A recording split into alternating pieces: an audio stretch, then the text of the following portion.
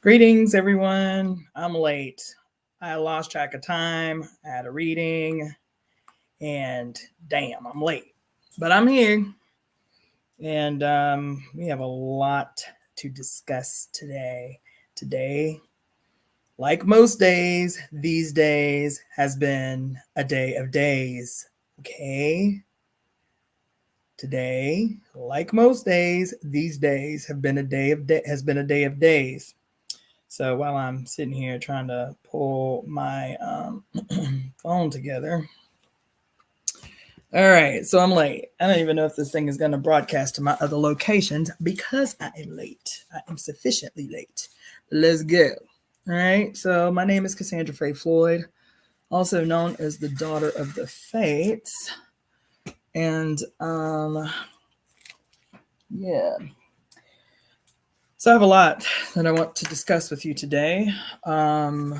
Because we are, let me just start. Greetings. I'm great. Leah's world. Leah. Tell me if I'm pronouncing that right. Leah or Leah. Greetings, sis. How you doing? So, like I said, I'm going to begin. This is going to be my official intro, and eventually, I will conduct it.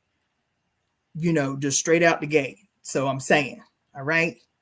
I, Cassandra Faye Floyd, as a peculiar expression of the almighty divine she, the great cosmic mother, now join in breath with my global family to conspire on behalf of the whole made well. We are breathing these words together now to ensure that our home, her body, is restored to her original perfect glory.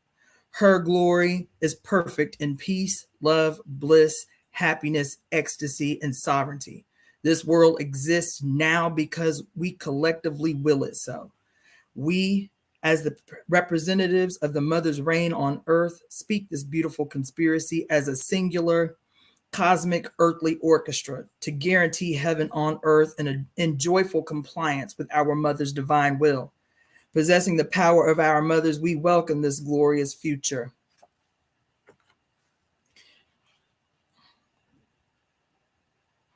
We welcome this glorious future now. It is certainly as we speak it. Mommy and I are one. That's going to be my opening for now and forever. So, yes. Okay, so it's Leah. So I am Cassandra Faye Floyd, also known as the daughter of the Fates. And as the title implies, it is our time. It's our time. So what does that mean? How do we prepare? How do we get our shit in order to be able to take hold on the reins of power? Because that's what this eclipse means. That's what it represents. That is what it demands. Greetings, Goddess Y. Greetings, balance. Everybody, let me tell you about balance, okay? Balance is on the line with us right now. And even though I have never seen this person's face, she right now is or they, because I don't know if it's a he or she, they right now are my only member on my YouTube channel. The only member, the singular supporting member that I have on my YouTube channel. So that need be rectified. I need, if you support the ambitions of the Temple of Evolutionary Emergence, for which my YouTube page is directly tied, right? Daughter of the Fates. It is directly tied to this beautiful full conspiracy that I read to you at the entry of this broadcast, right? And so if that is the case and you support that, please consider becoming a paid member of my YouTube channel. A paid member of my YouTube channel, which is Daughter of the Fates or at Daughter of the Fates. Now, that being said, there are a few things that I'm going to tell you. We're going to call this the housekeeping session of this live because we have a lot to cover. But okay, so I've been talking to y'all for almost a month now about this eclipse, this coming eclipse. Actually, I've been talking to you for longer than that. Thank you, Balance. So I've been talking to y'all for a long time, actually, for more than 6 months about this coming eclipse, but more directly for the last month. I've been talking to you about this eclipse, right? And its significance, its impact on us, what it represents energetically, what it means for us, those who have been the perpetual victims of colonization, of corporatocracy, of all the isms and shit. You feel me? What does this represent? And why have they been attempting to keep it such a secret? The magnitude of the impact that this eclipse will have. Either way, because the probabilities, the possibilities that rest within any of these dynamic astronomical / astrological events, the potential is undifferentiated. You feel me? It is about how we take advantage of these possibilities to swing the pendulum in our favor. That's all it is. It represents possibilities that have extreme power in either direction. Who is going to direct that energy? Who is going to corral that energy to function finally on our behalf, on behalf of the suffering, on behalf of the exploited, on behalf of the oppressed, on the behalf of the mothers on this planet? Who is going to do that? Well, now that we in the know, we have a responsibility to do that. That's our work. That's our job. So that is what I am attempting to do. I'm going to talk to you about a few things today because we have fucking work to do. And this fucking pussyfooting around the issues of the day ain't going to cut it. It ain't going to get it. This tiptoeing around the radical, that's not going to do. It's not going to do. You feel me? I'm going to tell you, let me go ahead and do my little housekeeping first, okay? There's several things that I want you to remember, okay? The only way that this is possible is for you to support this channel. Right now, the channel, my YouTube channel, is the only thing that I have, my Facebook, other social media. But my website is still not up. The website for the Temple of Evolutionary Emergence is still not up. I promise it is in the works, but it's not up yet. So right now, my YouTube channel is the only way that you can monetarily support the work of the Temple of Evolutionary Emergence, which is a 501c3. So if you need, in exchange for your support, documentation or paperwork that allows you to write your contributions off on your taxes, I can provide you that. It is a legitimate religious 501c3. Now, I'm saying that because, again, the YouTube channel is the only way right now that you have monetarily the opportunity to regularly support the work of the Temple of Evolutionary Emergence. My page just got monetized in January. And so I've seen this through many people's YouTube channels. I have all of those things. I have the super chat now. What is it? The super chat, the super stickers, and the super thanks. So I would love to see you hit those up, right? I think they're like $1.99 or $2.99 or $5.99 or some shit. They like vary in prices in terms of how thankful you are for the content that you receive from me, Cassandra Faye Floyd, daughter of the Fates. Okay. I am going to give you a lot of information today, most of which you need to be taking notes because it's homework. It's ways that you can power up. I never talk to you guys in ambiguities. Never. You understand? So while some people just deliver information, and that's no shade, that's cool, I am going to give you homework, how to step into what it means to take hold of the reins of power. That's what I'm going to give you today. Okay. So the other ways that you can support my this work, right, is to buy my jewelry. My jewelry you can find at www.daughterofthefates.etsy.com. I'm going to put that in the chat for those of you who are tuning in via Twitter, Facebook, YouTube, or Twitch. That is www.daughterofthefates.etsy.com. Okay. Now, what you will see on my Daughter of the Fates page is basic, standard kind of goddess jewelry, culturally specific jewelry. I do a lot of Black Power jewelry, a lot of theme-based jewelry. So I have a whole line of like famous Black female authors, whatever. You also have the ability to use your imagination, design what you want, and I execute your vision. The other thing that's happening and why it's important to mention my Etsy store right now. So this is just like some of the kind of work that I do. So this is my personal goddess bracelet. Here you can see that. This is my personal goddess bracelet, right? So that's some of the stuff that I do. My baby's birthday is April 11th. Leah, come on. You'll be turning 24, girl. You a baby. Okay. My daughter's gonna be turning 29. 29? Yeah, she's gonna be turning 29. That's what's up. Little Aries, baby. This is your month, Leah. This is your month to own, boo. This is your month to own. Okay? So stay tuned because I'm about to give you all the 411. This is your month to own, boo. Hey, Shiny. Okay. So the reason it's important for me to mention to you my Etsy store is because I am about to start doing some projects on my Etsy store that I have yet to do. And so I want to give you the 411. Now, this is tied.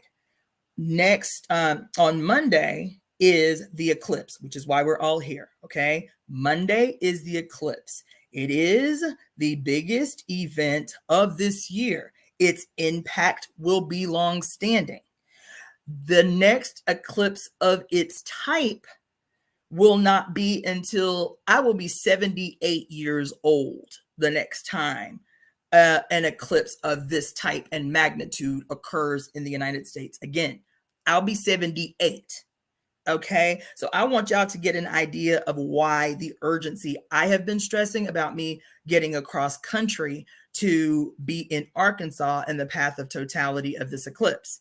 It will be the only time in my life, maybe at 78, but directly right now when this work is most pivotal for me to be able to get out across the country or travel in that way, to be in the path of totality and to be able to conduct ritual. Okay. I will be in the mountains of Arkansas on April 8th. Okay. I can't give you the details of how I'm traveling in case the police, listening, but I will be in Arkansas in the mountains in Arkansas on April 8th. The reason that's important is because I'm going to show you a few things. So the last time I was there was April 6th. And I went when I was driving to California, not yet knowing that I was about to become a resident of California. I was driving across country, and that was one of my stops, was Arkansas. A girlfriend told me about the crystal mines in Arkansas and how I couldn't miss it, even if it was a 6-hour detour. So I went and had the most unbelievable experience up on that mountain.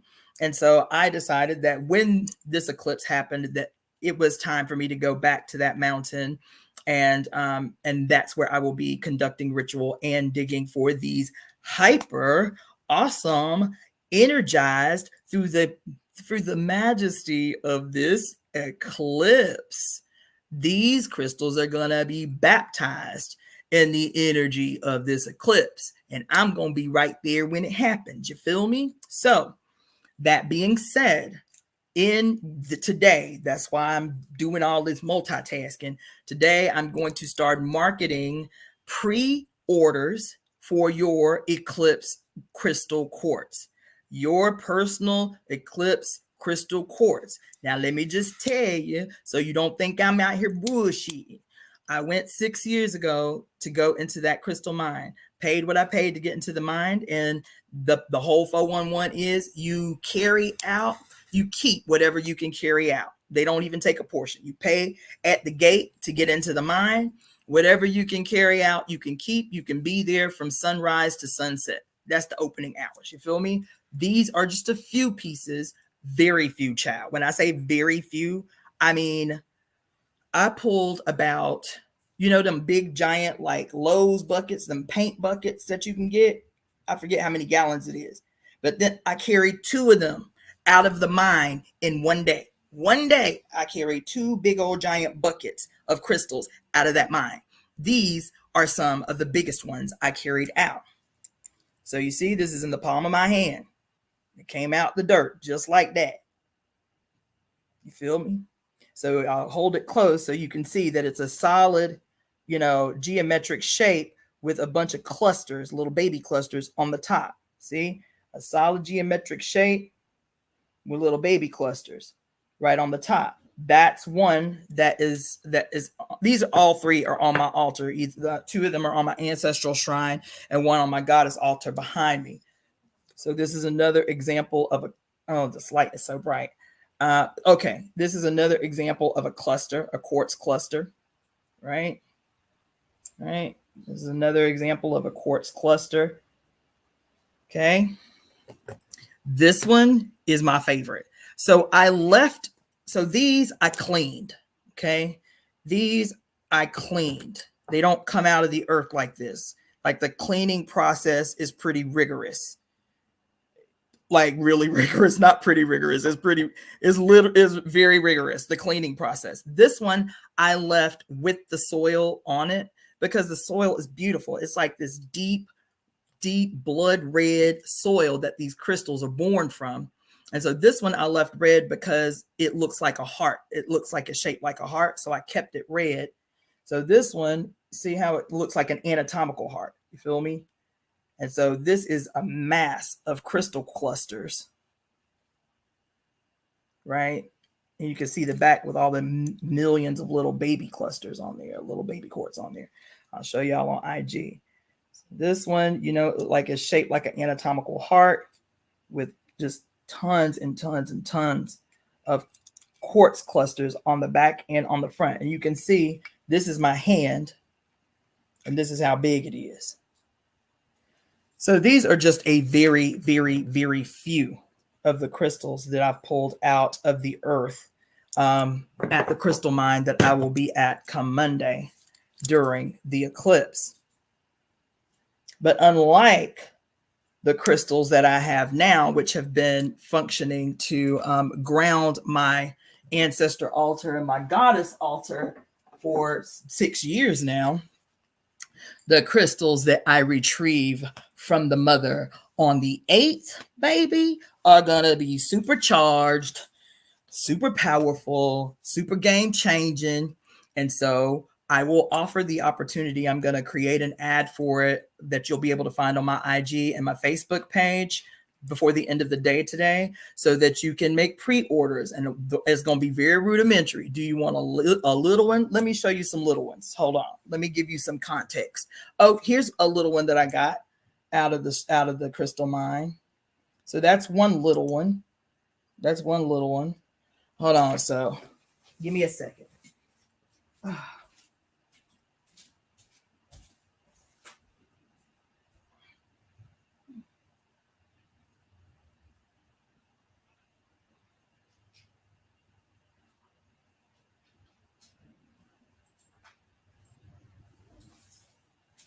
So all of these that I'm about to show you now have come off my personal shrine. I have like a beautiful multi-leveled shrine where I have stones on the bottom.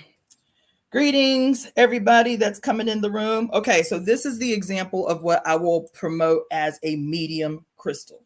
Okay, a medium size crystal. So when I make this advertisement before the end of the day, this I will promote as a medium-sized crystal. Let me give you a frame of reference, I guess. Okay.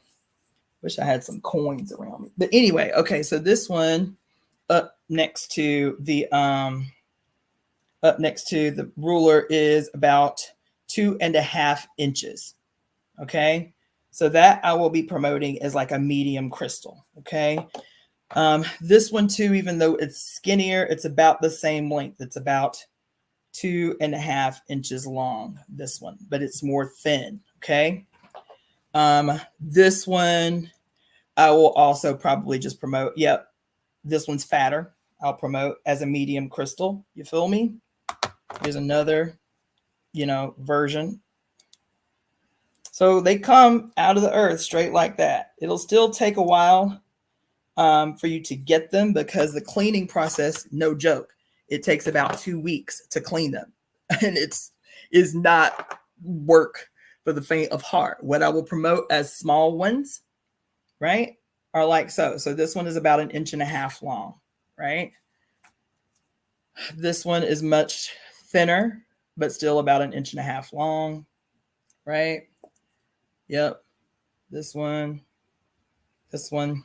So yeah, I'll probably do 4 sizes when I make the advertisement tonight.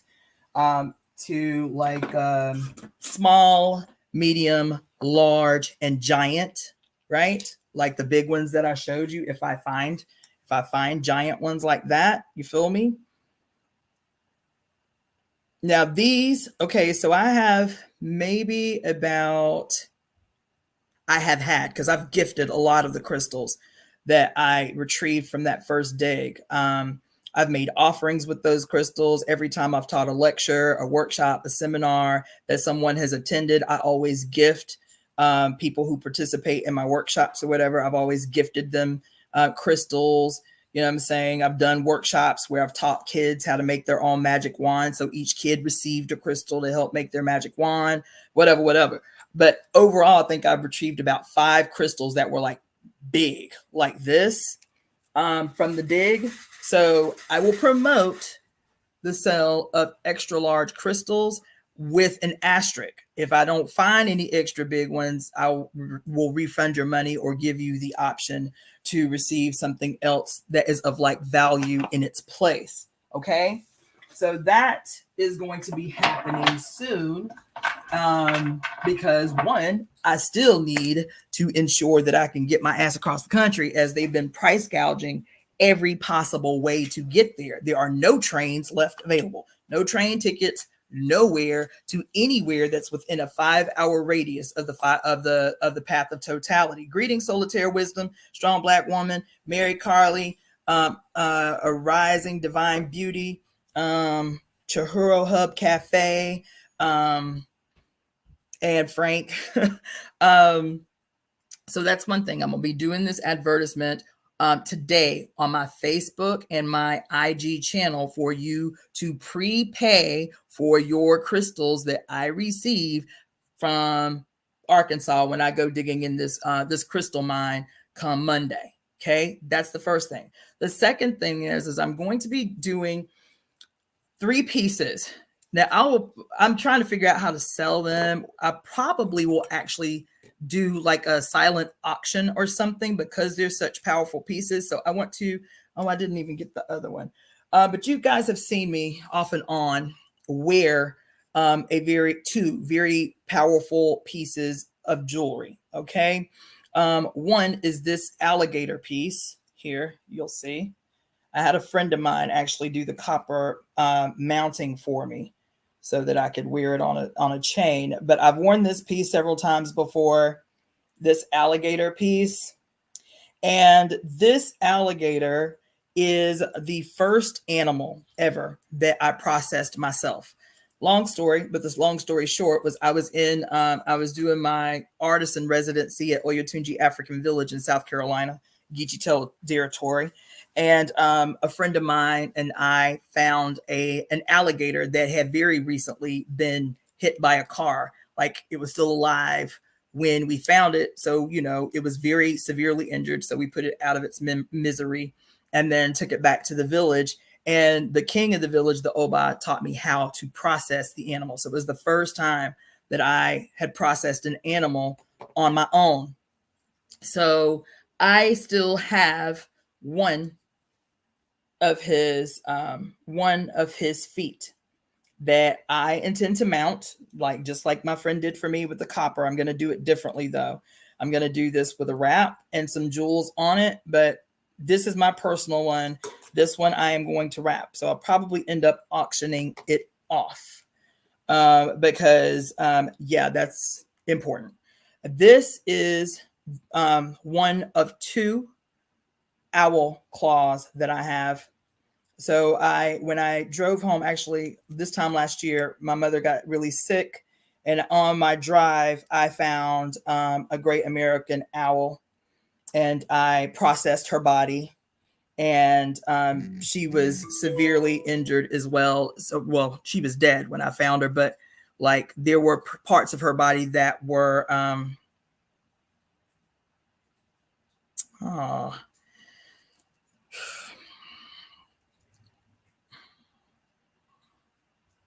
There were parts of her body that I couldn't save. So anyway, this is one of two owl's feet that I will also be wrapping in jewelry. And then I have another bird, which I will remain silent on the type of bird that it is. But I also have one of her feet left that I am going to turn into a neck piece. So those I'll be auctioning off, so you can keep an eye out for that. Okay. So the pre-sale of the crystals for when I go to Arkansas this week, and supporting the channels. So those of you who tuned in late, you know my YouTube page is monetized now. So I need you throughout the course of lives to, hit what do they call it? A super chat, a super sticker, or a super thanks for the information that I continue to drop on y'all ass. You feel me? I be giving y'all gold. And I don't have no problem giving y'all gold because you need it. But yes, I'm going to need you to hit them super chats, them super thanks, and the super stickers to start really, going ham on my YouTube. Also, I was saying at the beginning that right now, I didn't even realize it until today because I'm still new to the monetized aspect of YouTube. I only have one member so far. I have a lot of you that follow me regularly, but I only have one member. And that member right now is Sister Balance, who is on the line with us today. So I need you to go check out the levels of membership for my YouTube channel and become a member. The memberships are very inexpensive. I think the cheapest one is like $5.99. You feel me? So become a member of the Daughter of the Fates YouTube channel. The other announcement that I should make is very, very soon, I'm going to be launching 2 more YouTube channels. The reason I hesitate is because I will be in the situation where I have to attempt to radically, promote these channels and, pump them up so that I can quickly monetize. This page took a very long time to monetize, like 4 years, I think it took to monetize this page. That can't do. But I recognize, and it's been recommended several times, that I need to get at least one, ideally 2 more YouTube channels. One will be exclusively health information. So I'm probably just going to relaunch the show that I did back in the day called Colonialism is Bad for Your Health. I'm still debating about that. And then the second one will be Watching Between the Lines. It'll be nothing but the movie reviews that I do. Okay. So I think that is all. Yes, that's all for the housekeeping. That went longer than I had imagined, but it was necessary. The last one thing about supporting the channel is the easiest way. If you don't have $1.99 to hit me up with a super chat or a super thanks or a super sticker, then when you go to watch anything that I produce, no matter how old, watch the ads. I know they are annoying. I get it. I do. But watch the ads all the way through, or play the ads. Press mute, play the ads until they're done. But that is also the quickest way to garner monetary support for the channel, is to just allow the ads to play through. Okay. So now that's the end of the housekeeping. All right, let's go. And it's probably still going to be another live that I have to do, because it's so much information coming down the pike about this event. And the problem is while there are other Black content creators that are addressing the significance of the eclipse, I don't feel like in mass there are enough people of color in general, and Black people in particular, that are stressing the urgency of this eclipse and what it means for a future that we can shape, we can create, we can direct, we can, with this energy. So let's talk about what's happening on Monday. Let's talk about what's happening in the month of April in general, and the impact that it can have either way on our life. All right. So I want to highlight that some of the astrologers that I have been watching, hold on just a second. Yes. Yeah. I'm going to close out some of these because it seems to help when I don't have as many things open.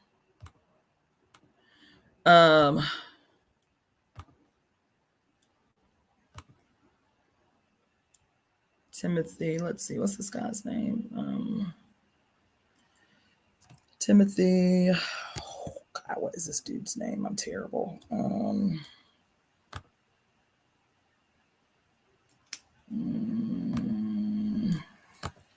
Sorry, just give me a second. Timothy Halloran. Okay. All right. So I just wanted to mention people by names. Okay. So thank you, Strong Black Woman. Strong Black Woman just became a member. That's what's up. I like that. Okay. So I like to mention the astrologers that I have watched, that I have learned from in preparation for this live. Even though my approach is vastly different, I am not an astrologer. So I do watch other astrologers to get the specifics, the degrees, what they mean, the numerology, what it means, the alignments, the relationships, the conjunctions, the stelliums, all of which exist this month. And then I, based on my worldview, my historical understanding, give it to you different. But I still like to give props where props is due. The astrologers that I regularly watch are Tanya Gabrielle, Pam Gregory, and they're actually mentioned, I believe, in the description. Tanya Gabrielle, Pam Gregory, and Timothy Halloran. Timothy Halloran runs a the other two you can just mention by name in YouTube and find their YouTube channel. But Timothy Halloran, his YouTube channel is called Rasa Leela, Rasalila. Rasa Leela Healing, as a matter of fact, is what it's called. And I watch all three of them more than anybody else because I like the dynamics and how they approach astrology. Tanya Gabrielle calls herself an astronumerologist. She takes not only into account the planetary movements, the conjunctions, what have you, she also takes into account the degrees, the numbers associated with these movements, and what those numbers numerologically mean, why they're significant in astrology. I like her approach. She's the perpetual optimist. She does, have little warnings, but overall her readings are very, very optimistic, right? Leaning towards seeing the good side of what these movements can bring. Pam Gregory is like what I would like to call the middle of the road astrologer. She is a very cute, elder, British astrologer, but I like her approach. She is a pragmatist, right? So she is optimistic. She is optimistic in terms of what this energy can allow for us to do. She's always saying, just because the movement may look gloomy or doomy doesn't mean that's the way that it has to be. It's still up for grabs. We just have to be deliberate about how we're channeling our energy, how we're focusing our energy. She talks a lot about other things that influence these astrological events. For example, she talked a lot over the last 2 weeks about this solar storm that we just experienced at the greetings, Shauna Michelle. This solar storm that occurred during the lunar eclipse that just passed at the end of March. There was a solar storm that was unfolding at the same time, and the impact that it had on the energy of these astrological movements that we were about to go into. There was back to back big shit in the month of March. You understand? That new moon in Pisces handed everybody their ass. Everybody been wide open and in their feelings ever since, right? Right behind it was the spring equinox. Right behind that was the blood moon, and then day one, April Fool's Day. How amazing. April Fool's Day, and Mercury goes retrograde. And as we may or may not know, the archetype of Mercury is the god or the Orisha Elegba Eshu, who is always pictured in European culture as the jester, as the jokester, right? on April Fool's Day. Epic, divine alignment, right? Okay, so anyway, that's my introduction to the astrologers that I paid attention to get you this information. Y'all got your pen and paper ready? So I'm not going to go hard on the mathematics of these alignments. I'm just going to tell you what they are. Boom, boom, boom, boom, boom, boom, boom, boom, boom. And then we're going to talk about what they mean and how we need to prepare. Okay. So as I mentioned, kicking the doors of April in, and every astrologer from every background and using every different type of astrologer, Vedic astrology, I done watched them all this week. You feel me? This month promises to be the biggest month of the year. Now, that's what everybody say. This month is the biggest month of this year, just in terms of all of the big, massive, permanently impactful movements that are happening in this month. However, what none of them have said is that this big, radical, powerful month is still occurring within the context of the giant in the room, which is what? Pluto, America's first Pluto returns. Pluto is in Aquarius right now. And so what is already a radical goddamn month unfolding before us is magnified times a million by this giant in the room. The queen posted up on the throne. Oh yeah, is the planet Pluto, who is doing this dance, this revolutionary dance with Shango, aka Aquarius, right now.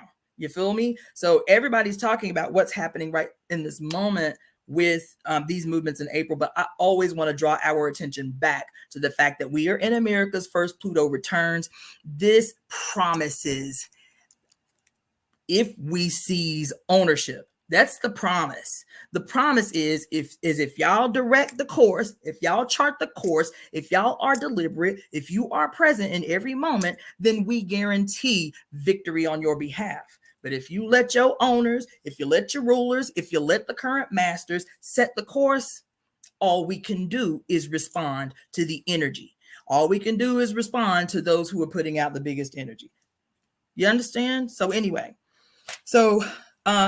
day one, epic intro. Let me just tell y'all about how epic it is.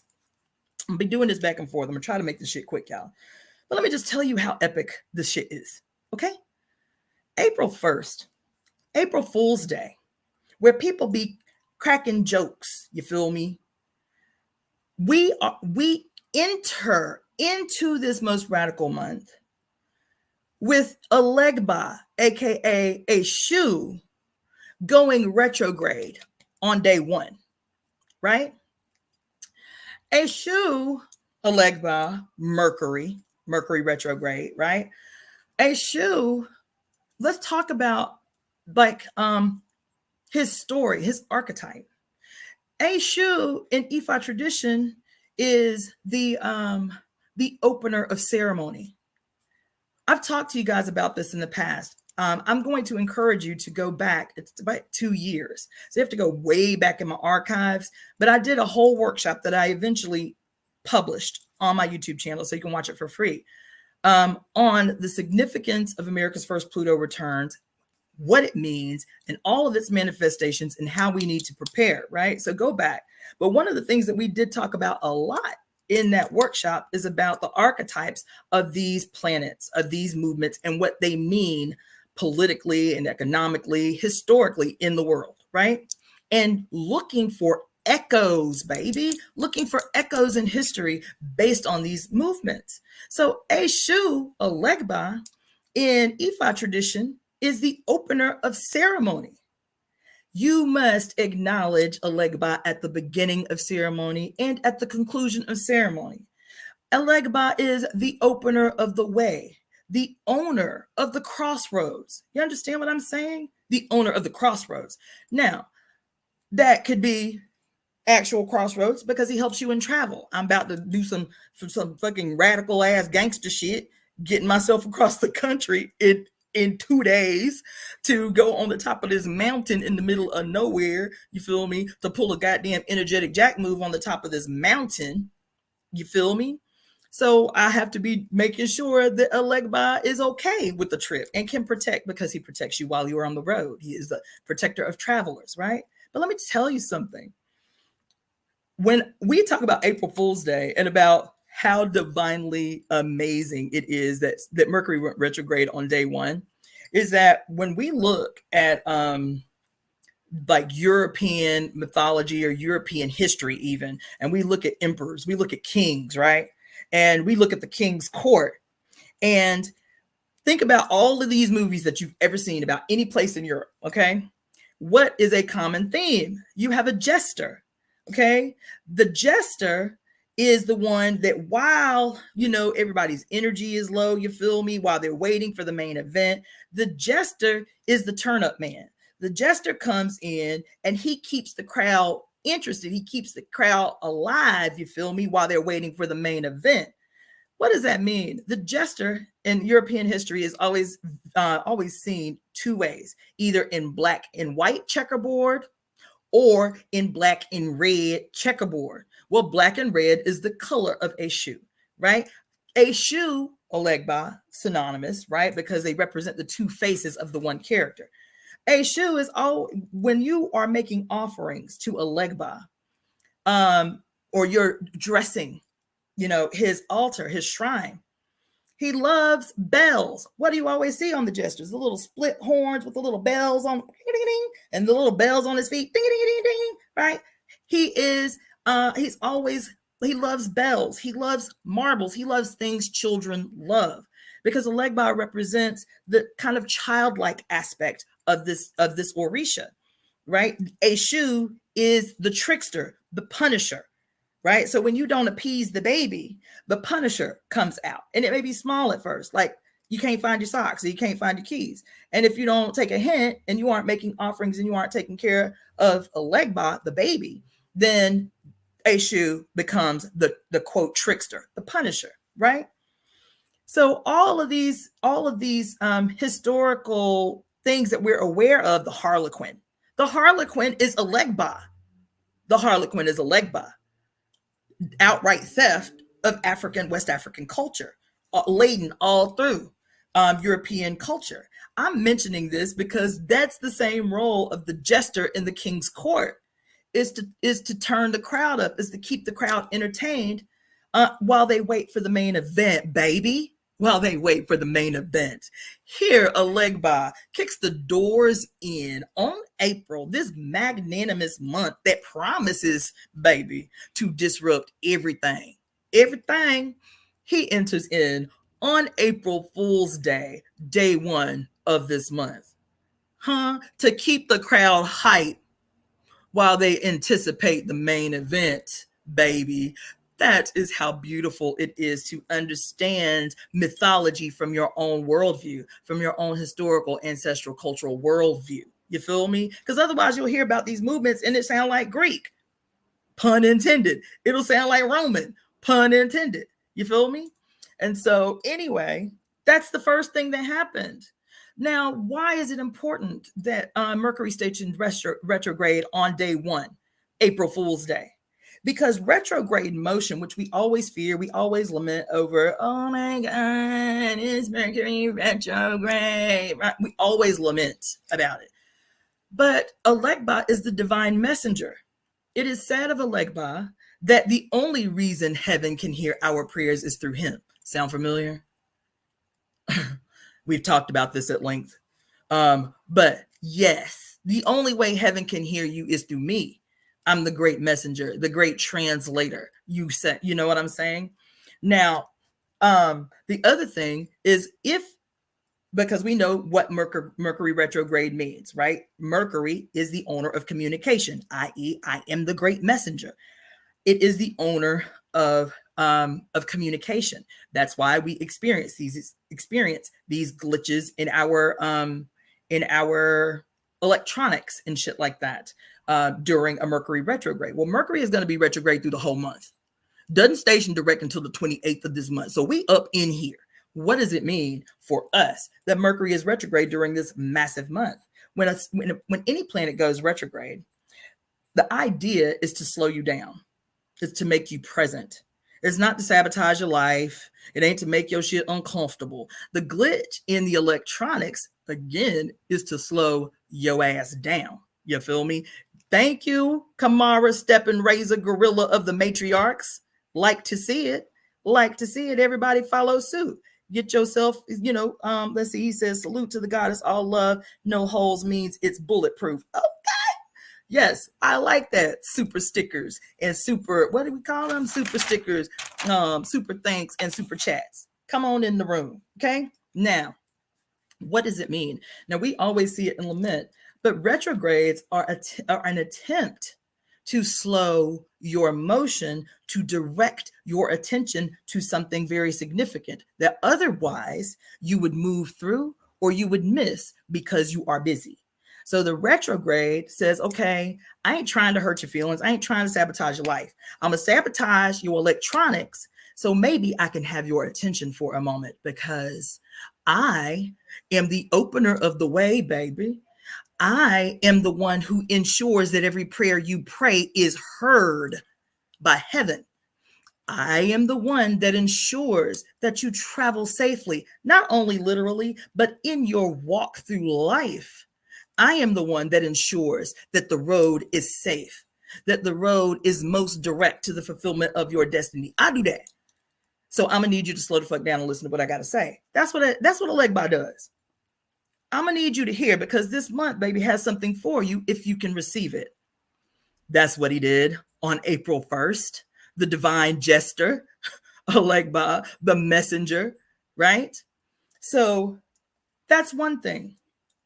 The other thing about retrogrades in general and about Mercury retrograde in this month is there are nuances in this month. I've watched so many hours. I know my shit is fucking up. I know y'all are hearing me weird on YouTube, Facebook, Twitch, and X. So I'm gonna slow down. Can y'all still hear me? Let me get a hands up, a whoop whoop, something. Can y'all still hear me?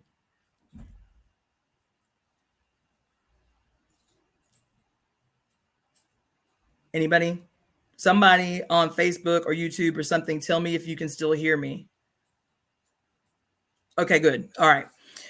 Okay, so the other thing that is important about this retrograde, about this month opening with a retrograde, with Mercury in retrograde, is because this is very nuanced. I've watched so many hours of other people's interpretations and understandings around these astronomical events coming through this month, and they are literally back to back to back to back to back. And it is very easy because our primary frame of reference for these events, again, is through the cultural lens of Greco-Roman mythology. And so with modern astrology only, the only other system of astrology that has had the ability to contend with the popularity of Greco-Roman mythology is Vedic mythology, right? And so when you have this primary singular system of astrology that has been pervasive for a very long time, it is easy to stay dogmatically stuck within the lines that are drawn within this particular singular worldview, which is Greco-Roman mythology. I am prefacing because when I was watching and listening to a lot of these astrologers, things were coming out that were like, bing, bing, bing, bing, bing, bing, bing, bing, bing, bing, bing, bing, bing, bing, bing. I want you to see this shit the same way. Okay? Reason I'm talking and struggling so much, stressing so much the importance of our entry into this month with Legba is because Legba allows you as the great messenger to be able to read between the lines, to decipher the nuances that rest within popular ideas. 2 or 3 days ago, I did a live about, again, the eclipse and its importance. And And one of the very first things I said when I got on the live was, if you're not sure about what to do during the eclipse, if you're not sure about what ceremony, what ritual, like what you need to do you stay inside? Do you go outside? Whatever. The first thing I said was, whenever in doubt, take the opposing position of whatever's popular, whatever the common narrative is, whatever is common and popular, take the opposing position and you probably gonna be all right. That is Mercury retrograde on April 1st. Look not only with your eyes, but with your ears. Look with your ears. You feel me? Listen with your heart, because there's so much nuance in what's happening and everybody's saying generally the same thing. Okay, so the next big thing. So day 1, Mercury retrograde, April Fool's Day. Eshu is saying, be ready, listen clearly, see clearly, be ready, because the main event is coming. Be ready. Can you see? Can you hear? Tap in. You feel me? So some other big movements. Okay, we know that the big event is on Monday, right? This solar eclipse in Aries that is conjunct the sun, moon, and Chiron. So this is a stellium. This is a stellium eclipse. It is not only a stellium eclipse. The eclipse, a solar eclipse, is what we call a blood moon, right? It's the dark moon. So a solar eclipse is the blood moon. It's a new moon, not a blood moon. It's a new moon, right? With new moon energy. It is also a super moon. It's a super new moon on this eclipse that is in a stellium with Chiron. Chiron was the biggest thing that people talked about in terms of the significance of this eclipse. Probably more than anything was the discussion around Chiron. Let's see. Evelyn Robbins says, wow, you're talking about the eclipse. All tarot readers are more worried about celebrities bullshit, not the eclipse. So the so-called chosen ones don't talk about the eclipse. Oh, baby, we in here. You need to watch the last 3 videos I did. Evelyn Robinson, Living in Truth, Prophetess Keys Truth. Welcome to the Donna B. Welcome. All of those who came in a little late, but you're never late. You're always right on time. Tajali. Let's see. Yavonda. 0211 Lee. Everybody that's tuning in via IG, come on in the room. Okay. So Chiron, we're going to talk about it in a minute. I'm going to just go through these movements so you know what they are. So during the eclipse, which is in a tight stellium with Chiron, that's on Monday, the April 8th. So what you need to do, no matter where you are, even if you are not in the path of totality, this eclipse, baby, is a game changer. Okay. We will feel its direct impact for 2.5 years. Yep, for 2.5 years. But I'll be 78 years old the next time we are able to see an eclipse of this magnitude in North America. I'll be 78. Okay. All right. Let's see. First time watching. Oh, great. Okay. She tuned in from Western Australia. Okay. Evelyn from Australia. I love it. Okay. All right. So that's huge. Okay, so the next, so some of the other aspects that are happening at the same time. Mars is going conjunct with Saturn in Pisces, which is about removing revealing or removing old stuck patterns. Mars is going to be conjunct with Neptune, which is about going in and seeing in our past the areas where we have given up power, where we've given up personal power under the guise of keeping the peace, whether, it's, relationships that were traumatic, and to not rock the boat, we gave away power. Other ways that we've conceded power. We can't grow our own food. We can't make our own clothes. You feel me?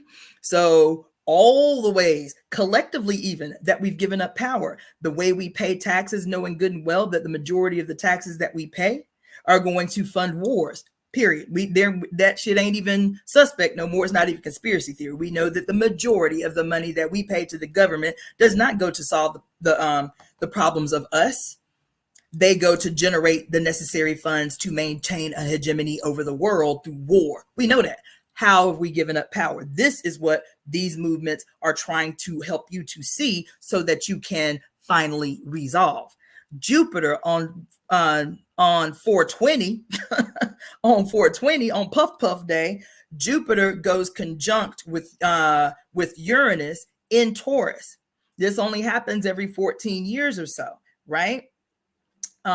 This particular energy, I'm not going to go hard on in this live. I'll probably do a separate live about, but it is huge. Now, some people, because the energy of this eclipse that we'll be rolling right out of, are saying that this event will be magnified by this eclipse. But Jupiter-Uranus, the Jupiter-Uranus conjunction is the topic of the day. Aside from this eclipse, everybody's like, this is the gangster move right here. This Jupiter. Now, you know, that's me, you know, interpreting, you understand? But yes, it's the gangster move, right?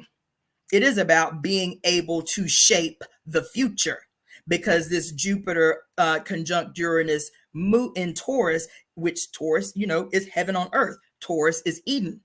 Taurus is heaven on earth. This Jupiter-Uranus conjunction in Taurus is happening in the North Node, which is all about the capacity that we have to change the future.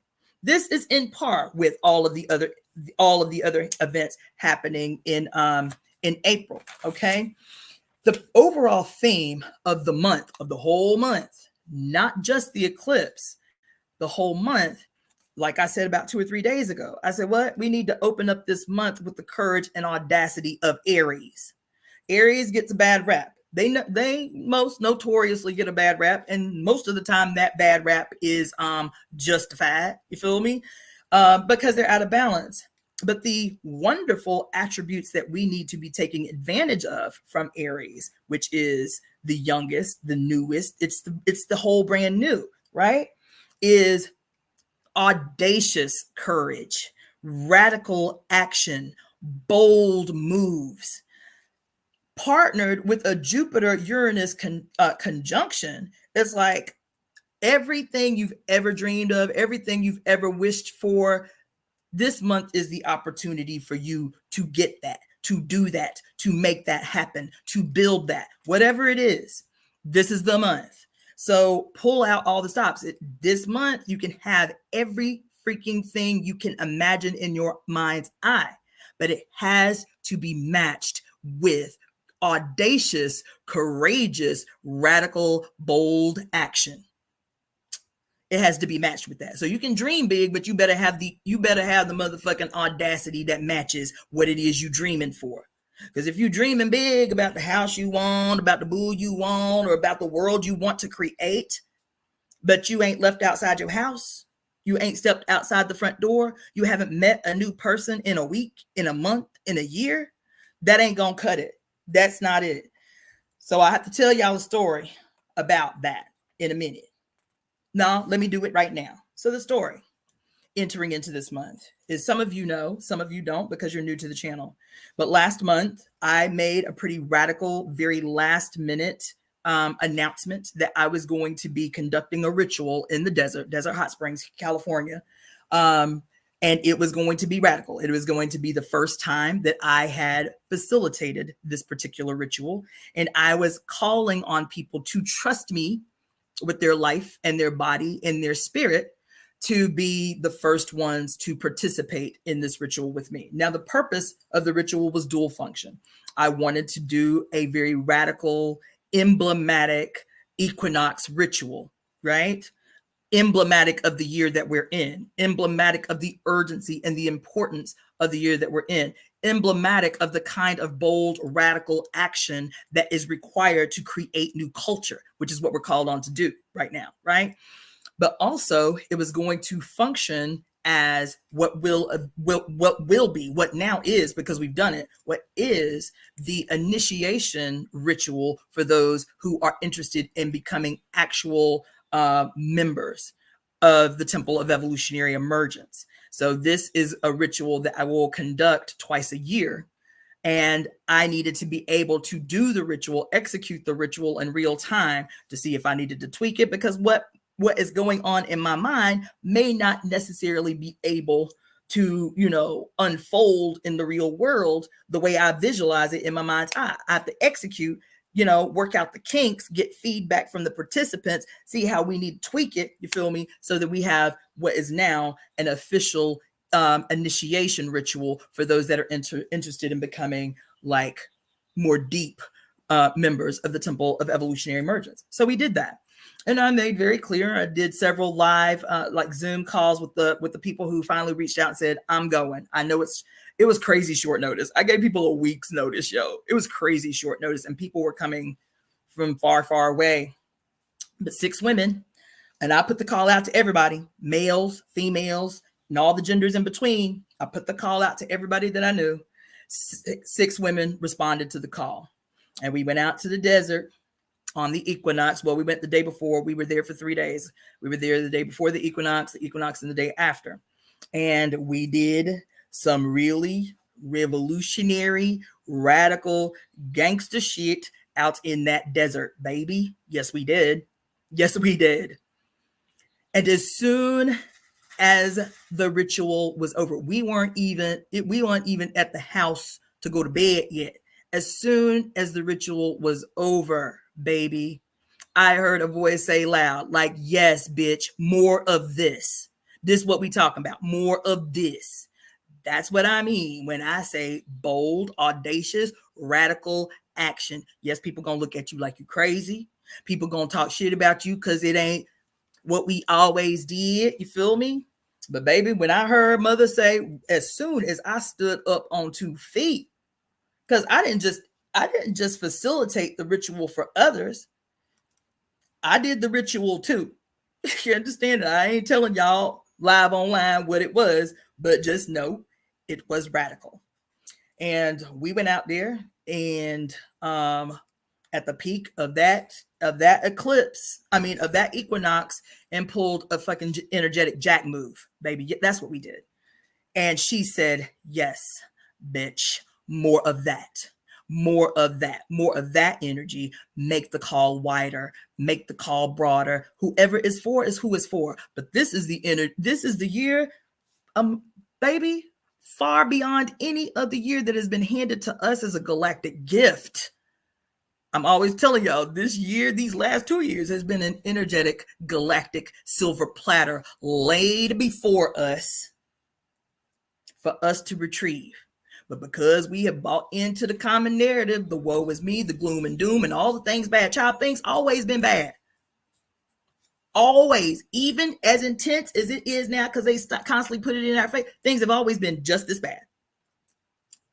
Things have been just this bad for about 400 years, just this intense, just this bad. Just because you can see it more, don't mean it ain't been this intense for people around the world for a very fucking long time. And so that shit is to distract you. That shit is to lay siege to your energetic potential and power. So she said, look, we can't be talking about we gonna be the world changers and we tailing the masses. We tailing the masses. We ain't set the stage. We ain't set the course. We have not set the trajectory. We haven't done that.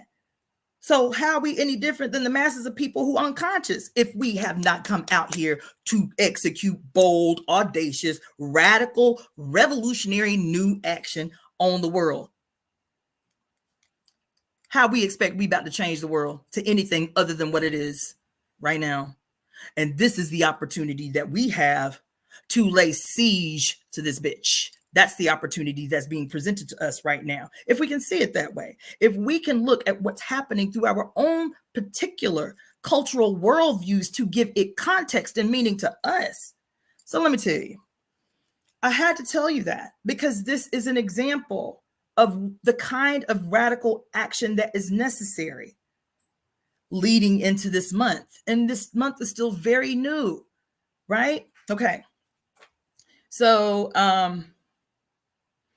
the other thing that is a huge theme about this month in general, this eclipse in particular, So the general narrative across the board, Vedic, Greco-Roman, everybody, this eclipse is an omen of terrible proportion and possibilities.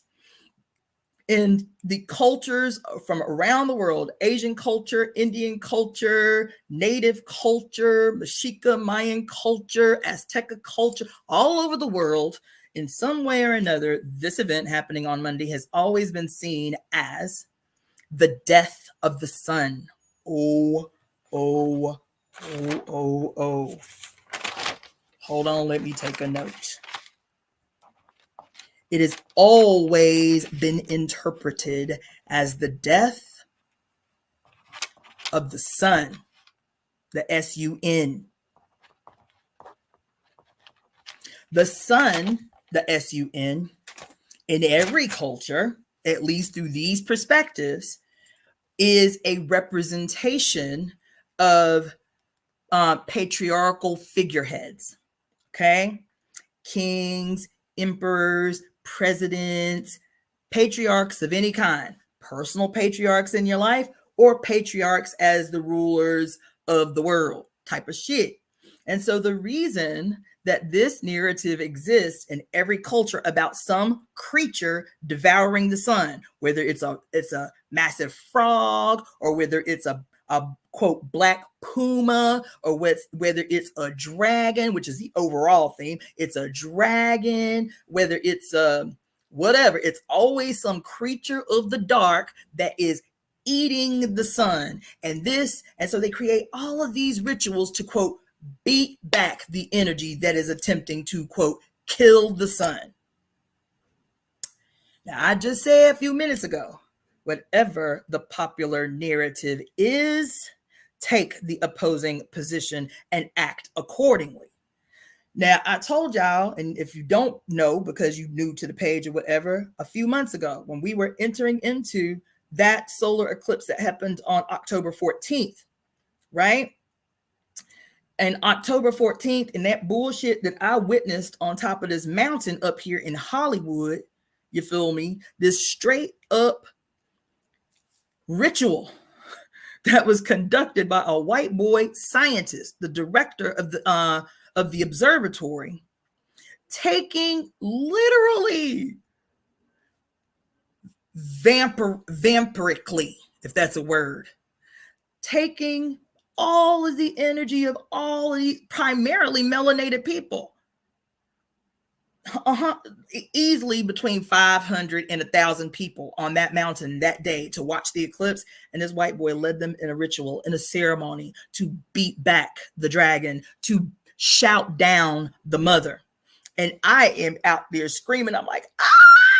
Because I went up there to do ritual. I put on my red dress, you feel me? Walked around up there barefoot with my feet dug in the soil. I poured my moon blood all over that goddamn. There's a giant statue right in the front of the observatory of the 5 great astronomers. And I took a bottle of my moon blood and threw it all over them motherfuckers, you feel me? And then sat there and did ritual. So I'm singing songs to the mother. Yeah, I'm singing so I can hear. I'm singing audibly, you feel me? But there's a gang of people everywhere, right? I'm singing the song, singing to the mother. And all of a sudden, at the peak of this eclipse, this dude starts talking about how ancient cultures saw this as a dragon devouring the sun. And so I'm going to give you the interpretation of the songs they used to sing to chase away the dragon, to beat back the dragon. Dragon be gone, dragon be gone.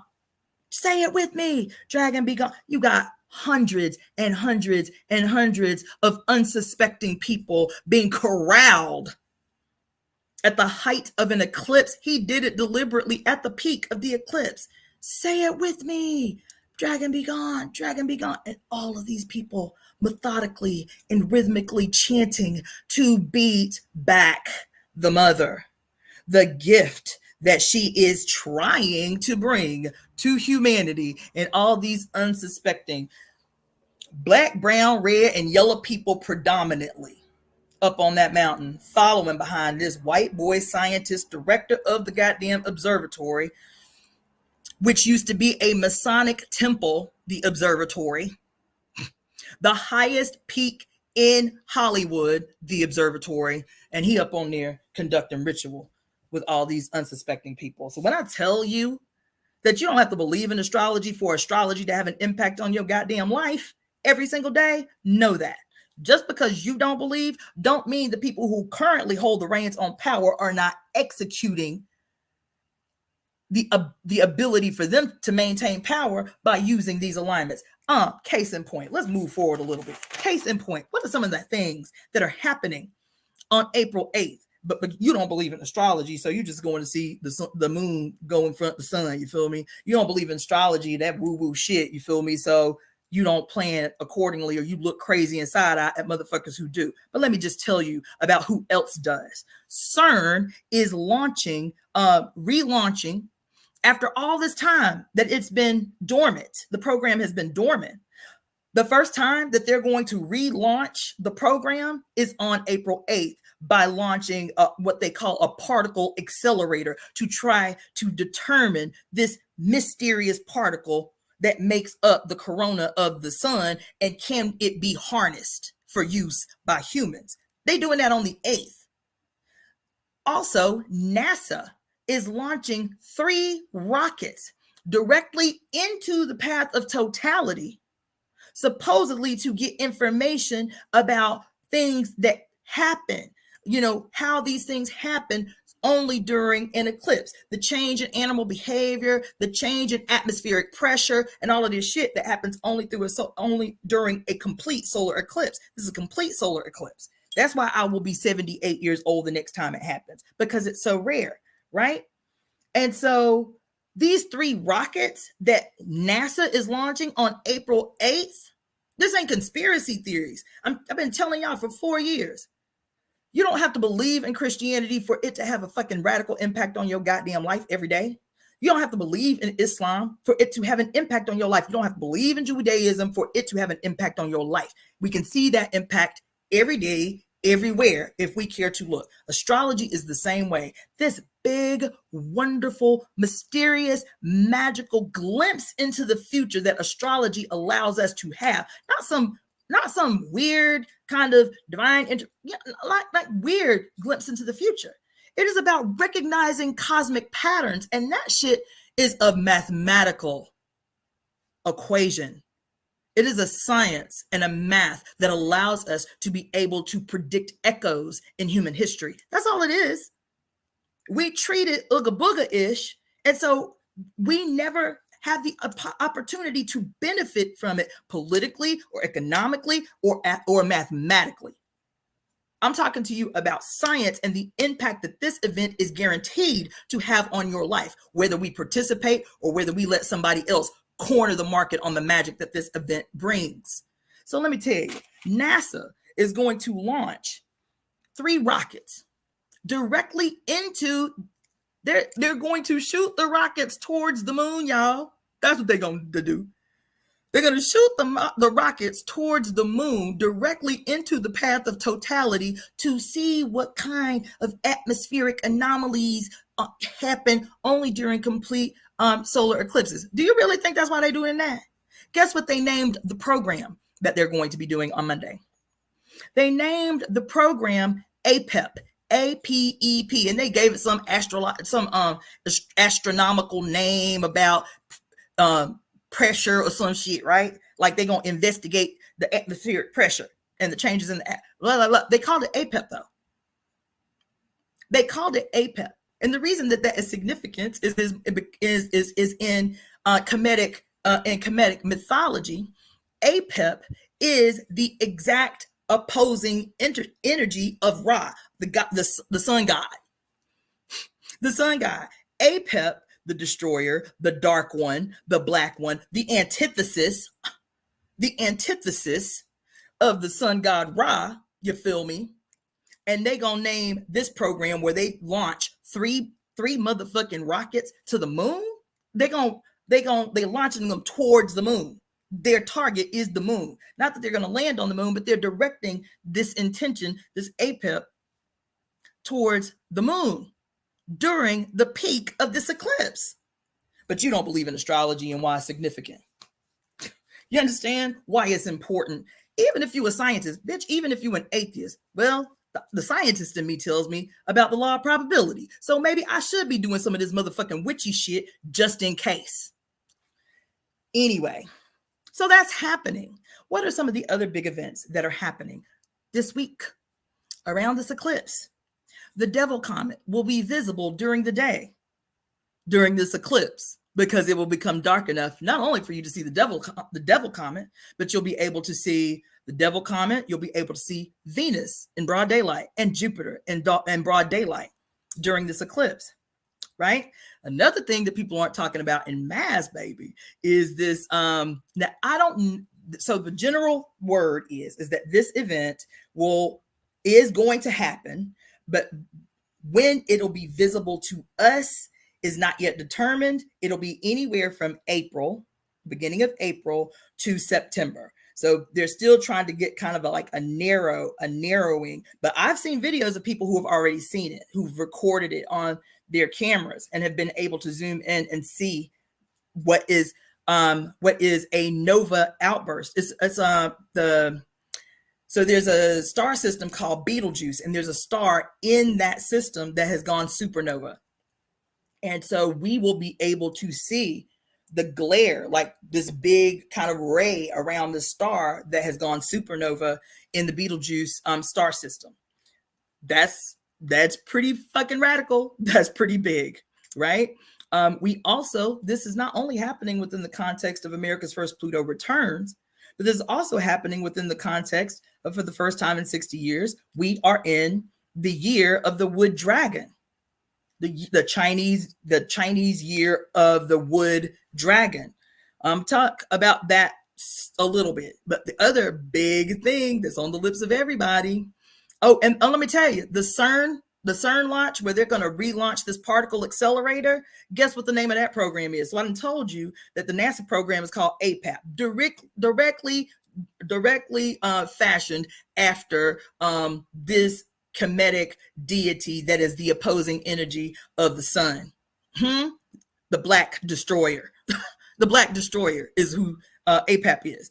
CERN's program to launch this particle accelerator, guess what it's called? Shiva. You can't make this shit up. It's called the particle accelerator launch by CERN on April 8th, Monday, during this eclipse, is called Shiva, the goddess of destruction and recreation. Okay. So the other big thing that's happening, and I told y'all this, I'm going to reiterate it. I am deadly serious. I'm not cracking jokes. I'm not making funnies.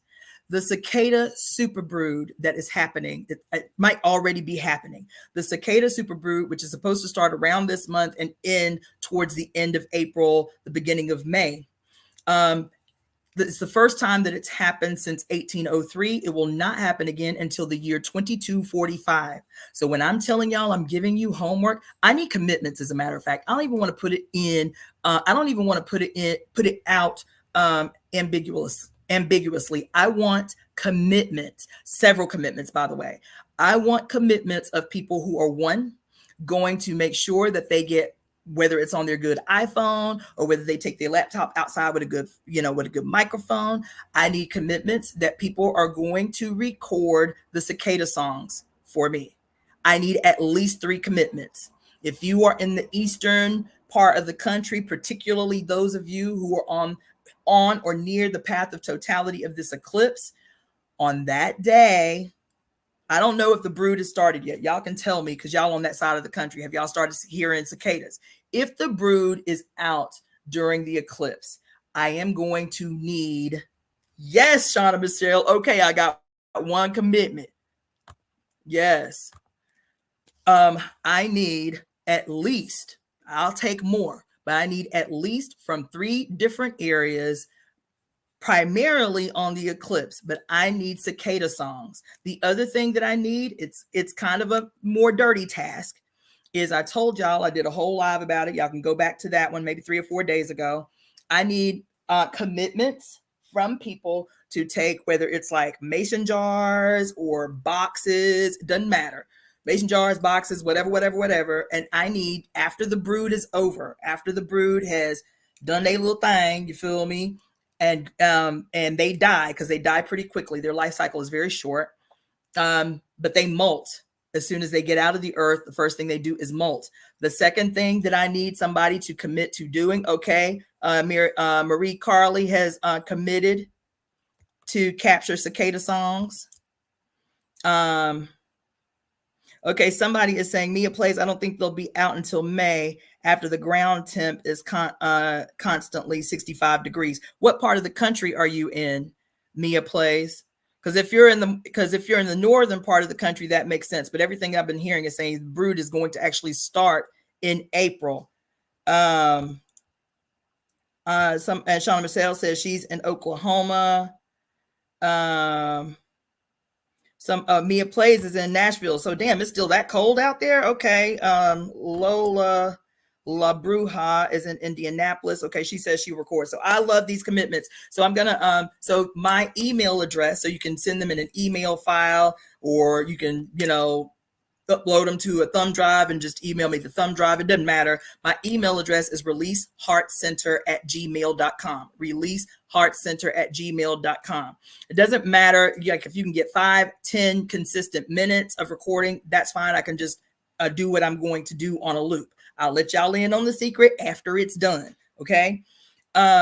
So if you're in the more southern regions of this path of totality, Texas, and like that little area, then cool, because the brood is supposed to start between April and May. Okay. So if it can't be on the eclipse, fine. If there's anybody on the eclipse path of totality that is already hearing cicadas, record the cicadas. If you can't get it during the eclipse, that's fine. I still need cicada recordings, several. Okay. All right. The other thing that I said a few days ago is because I practice Chinese medicine. The cicada moltings, when they do their first molt, when they come out of the earth, and everybody's always complaining about how they have to clean up all the cicada molts, are huge, expensive medicine.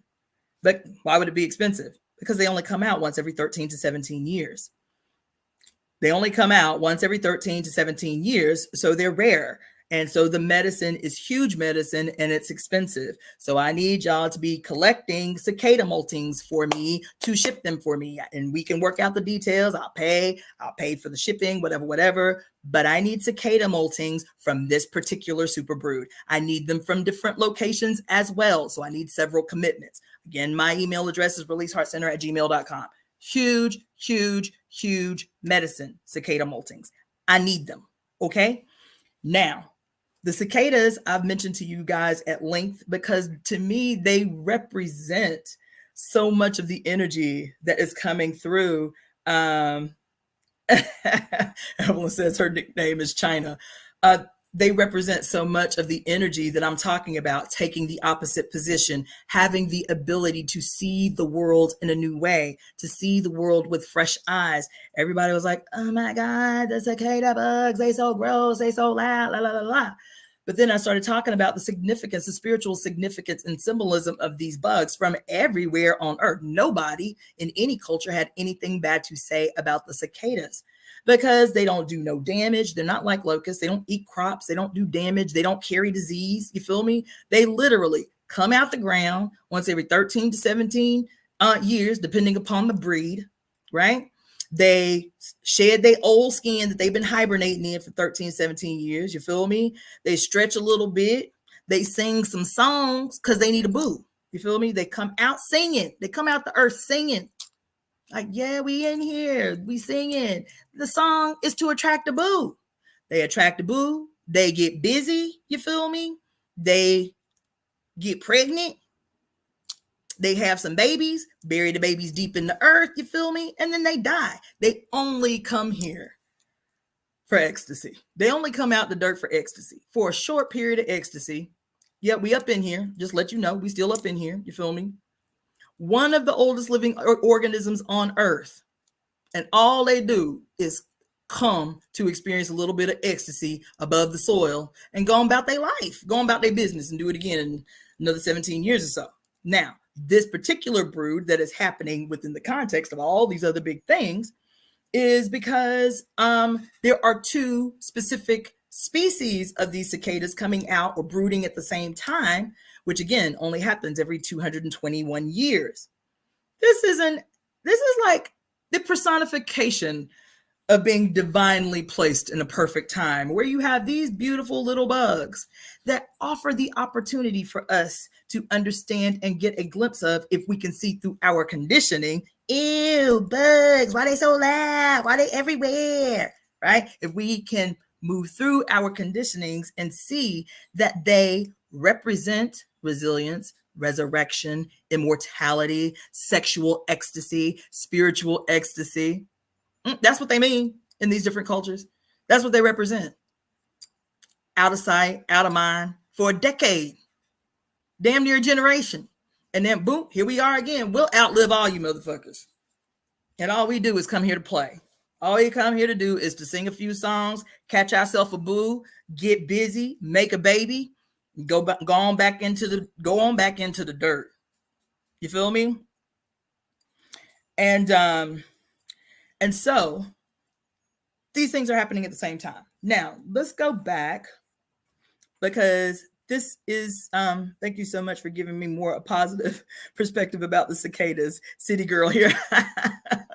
It wasn't a judgment. It was just me trying to teach you to see things through different eyes, because there is literally nothing. There is nothing that is sacred for the opposition. You feel me? And so we have to take advantage in every way we can. All right. So, yes. All right. So these are some takeaways, because I don't want this thing. These takeaways are going to last another 30 minutes. I'm going to try to be disciplined and keep this at 30 minutes. Okay. So these are some of the takeaways that I think are important for you about this month that we are currently in. And one of the things that I did mention, I lost track, but when I was talking about how a solar eclipse is always representative of, because the sun as the image or the emblem of the patriarch in general, God the Father, right? The solar eclipse typically is about something to do, at least from, I'm telling you again, from a Greco-Roman perspective of how these movements are understood. This is within the Greco-Roman perspective, and the common narrative being put forward now about the significance and potential happenings around the eclipse. The sun represents a figurehead. It can be an emperor, a king, a president. It could be, somebody in a corporate office like a CEO. It could be somebody in your own family. The sun, the patriarch represents the sun. The moon covering the sun, typically in Greco-Roman perspective, represents the death of the sun. So what a lot of astrologers are saying is that it may not be on the 8th. It may not be in the month of April. It may not be during the eclipse. It may not be in the month of April, but sometime this year, some patriarch is going to fall. Whether he falls ill, whether he falls dead, whether he bows out, concedes a position of power, right? And so that's one of the big themes that all the astrologers are talking about, is to be looking to some place in the world, especially some place that's being highlighted in the world, for some patriarch, some patriarchal figure to fall or concede territory. Okay.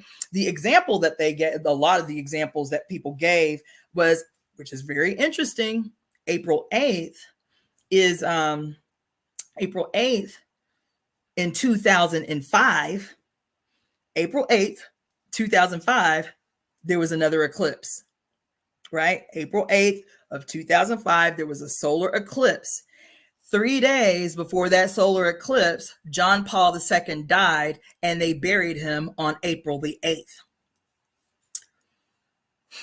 John Paul II died, one of the most notorious popes in at least in the modern history of the Catholic Church, died 3 days before the eclipse, and they buried him on April 8th. That happened in 2005.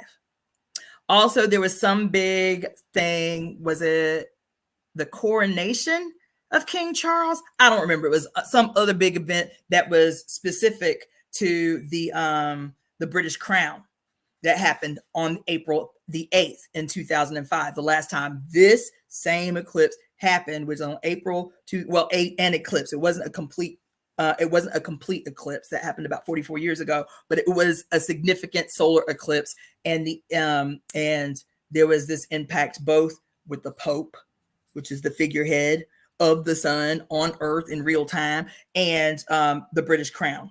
That happened on April 8th in 2005. I graduated. I didn't realize until I was looking at my memories today. I graduated college on April 8th of 2014. I graduated medical school on April 8th of 2014. Wow. Right? Okay. So that was one thing I wanted to mention was about the potential for the soul, the SOL or the SUN representative as the SON, the patriarch, being because this image historically across cultures, because we live in patriarchal cultures, has seen the moon as, quote, killing or devouring the sun. Okay? Killing or devouring the sun. Now, me going hard on telling you to see and take new positions, new opposing positions, is because all of these cultures, at least for the last 6,000 years, have demonized both eclipses, lunar eclipses and solar eclipses. They have demonized these eclipses because the moon is the mother. The moon is a representation of the mother. Every goddess in history is a mirror of the phases or the faces of the moon, the singular she with many faces or phases, right? And so if the moon is the mother, and it is the mother in every culture on Earth, if the mother is synonymous with the devil, if the mother is synonymous with the dragon, if the mother is synonymous with the Leviathan, if the mother is synonymous with Tiamat, if the mother is synonymous with the serpent, if the mother is synonymous with the evil leader astray of Eve, the serpent in the garden, if the mother is a representation of the dark, if the mother is a representation of the evil that lingers within the dark, right?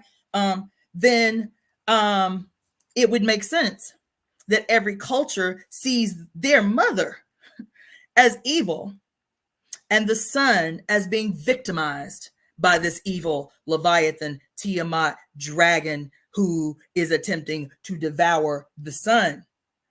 That's been the line all this time.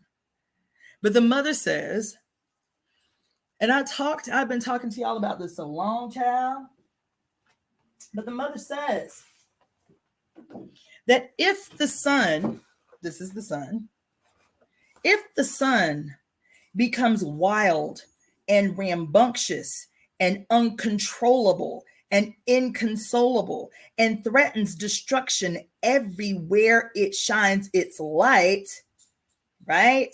If the sun threatens destruction even to itself, then the mother must come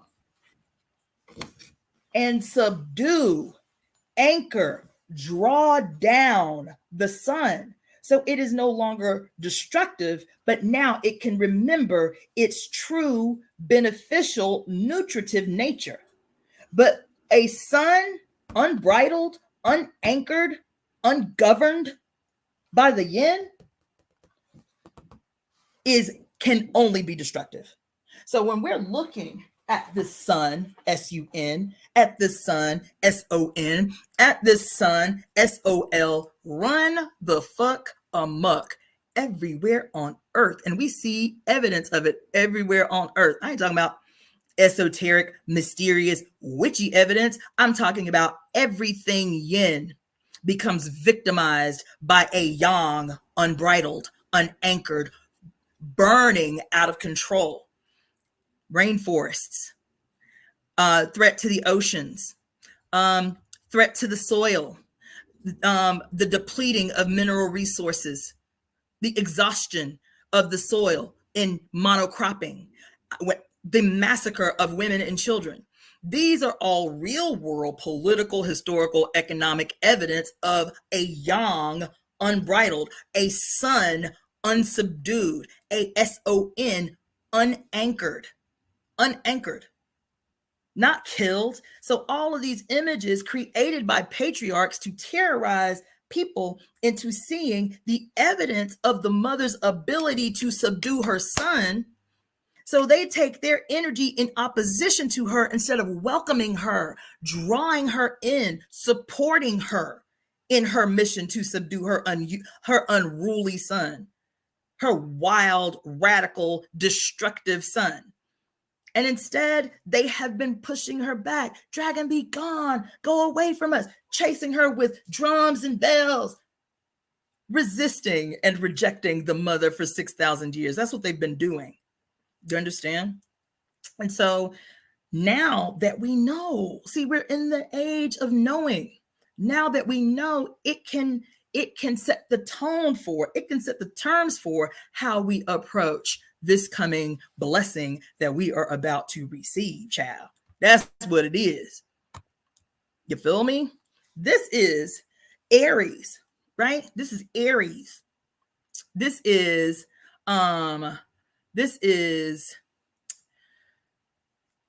Aries, right? And Aries is governed by the planet Mars, right? The god, well, that's all we see. I talked about this a couple of days. I ain't gonna go that deep into it, but you know, we always see Mars. We always see, for those of you who follow my interpretation, you know, in Ifa tradition, we always see Ogun is like roughnecks, just ready to fight, ready to brawl, ready to throw down. That's all he is gods of war. And that is not the case. When you hear the stories of Ogun or Mars or Aries, right? They only become destructive when they are unanchored, uncovered by their mother or by the divine feminine energy. What do I mean? There are stories about Ogun. You know, he was a recluse. He had all these skills, but he didn't like humans. You feel me? And sometimes he was so resistant, like the ram, resistant to go and do what God told him to do, which is to go give these humans the information that they need, that they can become self-sufficient. They can be self-determining. They can create for themselves. Now they don't have to rely on us. They can create for themselves. Go give them, but you got to go give them the skills. And he was so resistant and so defiant that what it took for him to do his mother's bidding, God in heaven, the great creator as mother, what it took for him to obey his mother's will was for her to send Oshun. And Oshun had to sing songs to him. She had to do a little dance. She had to coax him out of the woods. It couldn't be force. It couldn't be force. Because what do rams do? What do Aries do? What do Aries do? They the quintessential ram. They will butt heads and butt heads and butt. Ain't nobody yielding no territory. Nigga, I'm right. No, I'm right. No, I'm right. No, I'm right. They both wrong. And they both end up falling off the goddamn mountain because they will not concede. They won't find a common ground. They won't concede territory. They won't admit when they wrong. You feel me? So force, this is an idea about how sometimes force is not the way that you get what you want. And it takes a master strategist to understand how to get through to one who has in their head, they ain't conceding. I don't care. So is force the way to go about getting what you want from them? No. So Oshun steps on the scene in her pretty dress. Maybe her cleavage is jacked up to her chest. You feel me? She dancing a little dance. You know what I'm saying? She looking all good. She got a little drum in her hand or her little castanets or whatever. And she's like, come on now. Come on now, just follow me. You know you want it. Come on now. Come on now. She ain't got no intention of putting out. But she needs to get a job done. And she recognizes that the only way to get it done, and he's the one that's cornered the market on the skills, is to win him through opposing behavior. It's not brute force that's going to win the war. Not in the setting. It is going to be the she that yields, lures. She's still a gangster, Oshun. She's still a revolutionary, Oshun, but she's also a master strategist. She knows when she has to pull out the blade, and she knows when she has to pour honey on her tongue to talk sweet to a brute who otherwise would not listen. You understand? These archetypes help us to understand our own behavior within the movements of these archetypes. because these archetypes aren't out there somewhere. They also are about what is happening within us. The story of Oshun and Ogun, Ogun as a representation, Mars, for those of you who are following still the Greco-Roman, Mars, Aries, is a representation of the sacred masculine. But this, the or of the masculine, let me say that, of the masculine, right? And Oshun, Venus, for those who follow that way, right? Is the archetype for the for the divine feminine and the sacred masculine, right? Well, Mars is brute force. Mars is the unruly child. Run the fuck amok, even to his own detriment. Run amok, right? But Venus is the mother of heaven. She is the evening and morning star. That's who she is, right? She is the governess of the Garden of Eden. She is the mother of Taurus as the Garden of Eden, right? Abundance and wealth and beauty and all those things that make life worth living on earth. She comes in the scene in this month in particular to subdue her sun lover. Her sun lover, Mars, Aries, Ogun. That if force is what's gotten us into the position that we're in the first place, we need to be strategizing on how to use something else to get what we want, to get what we need. What do we want? What I always want more than anything else is the whole made well, is the future where the mother reigns on earth. That's what I want more than anything else. More than anything else. Now, you can have whatever your personal desires are. That's cool. But my personal desires are always within the context of the whole made well. What I want for myself, I pray for everyone. You understand? So if that's the case, and we looking at these movements, right? And I'm telling you to see these differently. So while they're all talking about watch out for the potential death of a head of state, I'm okay with that. I'm okay with that. I am okay with the mother subduing some unruly son, even if she decides that the only way to subdue him is in death. I'm okay with that. I'm okay with that analysis. What I'm saying to you is that this idea that, you know, the moon is, quote, murdering the sun, the moon is, quote, eating the sun, the dragon is eating the sun, and we have to beat back the mother. I am telling you not only to welcome the mother, but to take your ass outside, even if you do not live in the path of totality. If you have the opportunity to be nude, to energetically bathe yourself, to energetically submit yourself to the coming of the mothers, because there's several mothers represented by this energy, and I'll talk to you about that in a minute. But to submit yourself to the will of the mothers under this eclipse, and once the eclipse has passed, see yourself as born anew. See yourself as born anew. Your karma, your karmic debts paid, your ancestral trauma cleared, your body born new in the divine light dark of this moon that's happening. This moon that is 400 times smaller than the size of the moon, yet she is still able to subdue him, to anchor him, to bridle his destructive nature. That's what it represents, this eclipse. The opportunity for the mother to rise again. We're in a wood dragon year. We're in a wood dragon year, baby.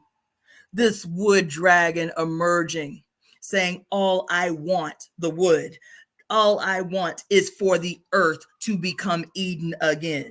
That's what I want. That's what I'm here for, whatever it takes. Do I need to be the nurturing, wise dragon, or do I need to be the great devourer out this bitch? And either way, either personification, I need you to support and welcome it. That's what I need from you. This is the mother. That's what I need from you all. To not shy away, to not be fearful of, to break out all the magic, to break out all the ritual, all the ceremony, to create new rituals, customs, culture, and ceremony. Yup. To pave and chart a new course for humanity. Be that audacious. I'm gonna need y'all to pull out all the motherfucking stops. That's what she's saying. When she had us out there in the desert, buried in the motherfucking dirt, she said, yes, bitch, more of this type of shit. Yep, this type of shit. At midnight, buried in the fucking cold ass dirt, all the way up to your neck, under this moon, under this equinox. Yes, set the stage, change, and create a whole new course. Something so radical. Something so radical. You feel me? That's the energy of this month, baby. That's the energy of this month. Let's see. What else is going on up in here? So that's one. So let's go ahead and wrap this up. So I told y'all I'm going to be giving y'all the goods, how to prepare for, how to approach, how to do ritual with this energy, right? So take some notes. Whatever resonates with you, keep it. If it doesn't resonate with you, let it go. You can create your own new ritual. I'm just going to give you the goods and you can use what you want. As a matter of fact, let me pull out another book. Damn.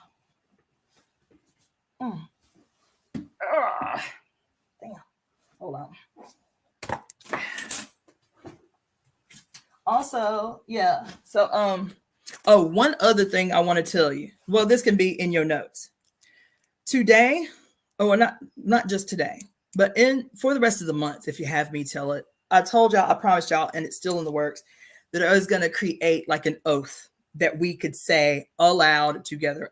My commitment is that it's done tonight. That's the commitment that I'm making. But we're going to create an oath that we say out loud. We say on all our social media. We hashtag the oath.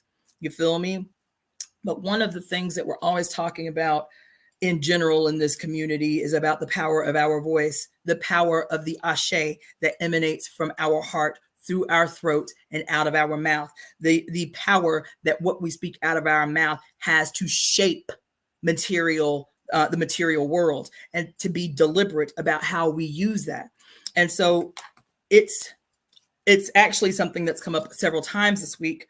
I was talking to a friend of mine who is a musician, and trying to win with him that we have to be able to, while we are still informed about the world the way that it is in the present moment, it is not to be escapist, it is not to minimalize, but we have to be informed about what's happening in the world currently while speaking the future into existence. We're still informed about what is happening in the world, but when we speak, especially through music, it has to be as if the future exists right now, because it does. And what future are we speaking? Are we speaking a future of the whole made well, or are we reproducing the patterns of the past, guaranteeing that the future will be more of the same? And so I'm telling him, there's a difference. He played the song for me. He was like, oh, you mean like this? And I was like, no, that's not what I mean. The song is all right, but that's not what I mean. And this song apparently just came out recently, and there's a bunch of people getting together, but they remade the song like a more hip hop, culturally relevant version of the song We Shall Overcome. We shall overcome? Nah, boo. That is not even close to what I was saying, sir. That's not. We Shall Overcome, a song that was sang at the height of the civil rights movement 70 years ago now. That's not what I am talking about.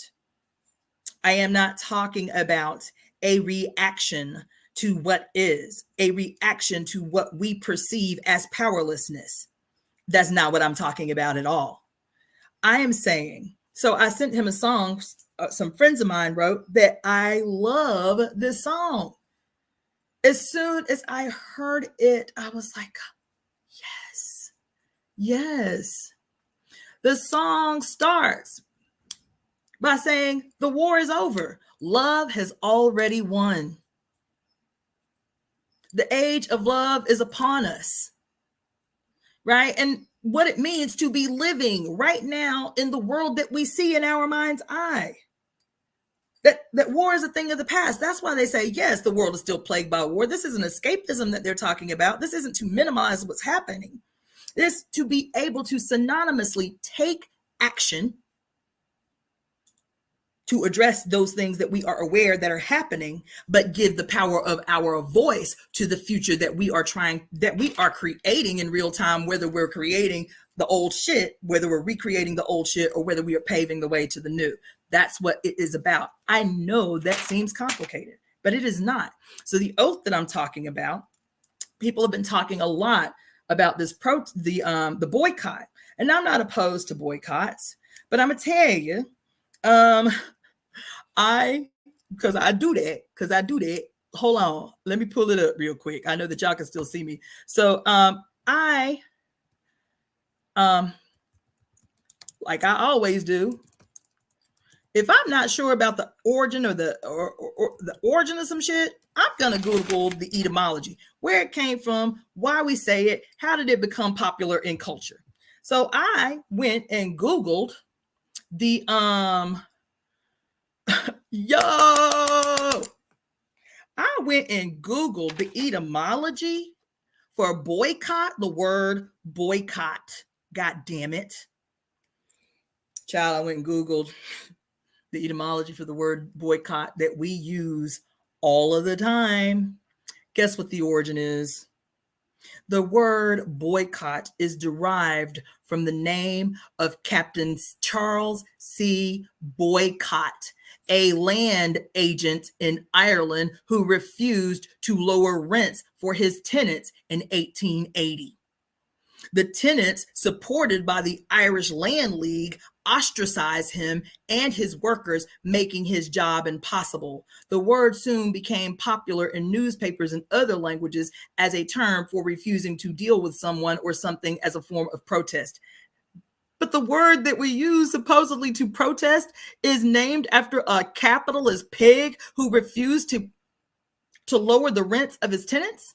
That's the word that we use to describe our opposition to corporations who support those things that we do not support.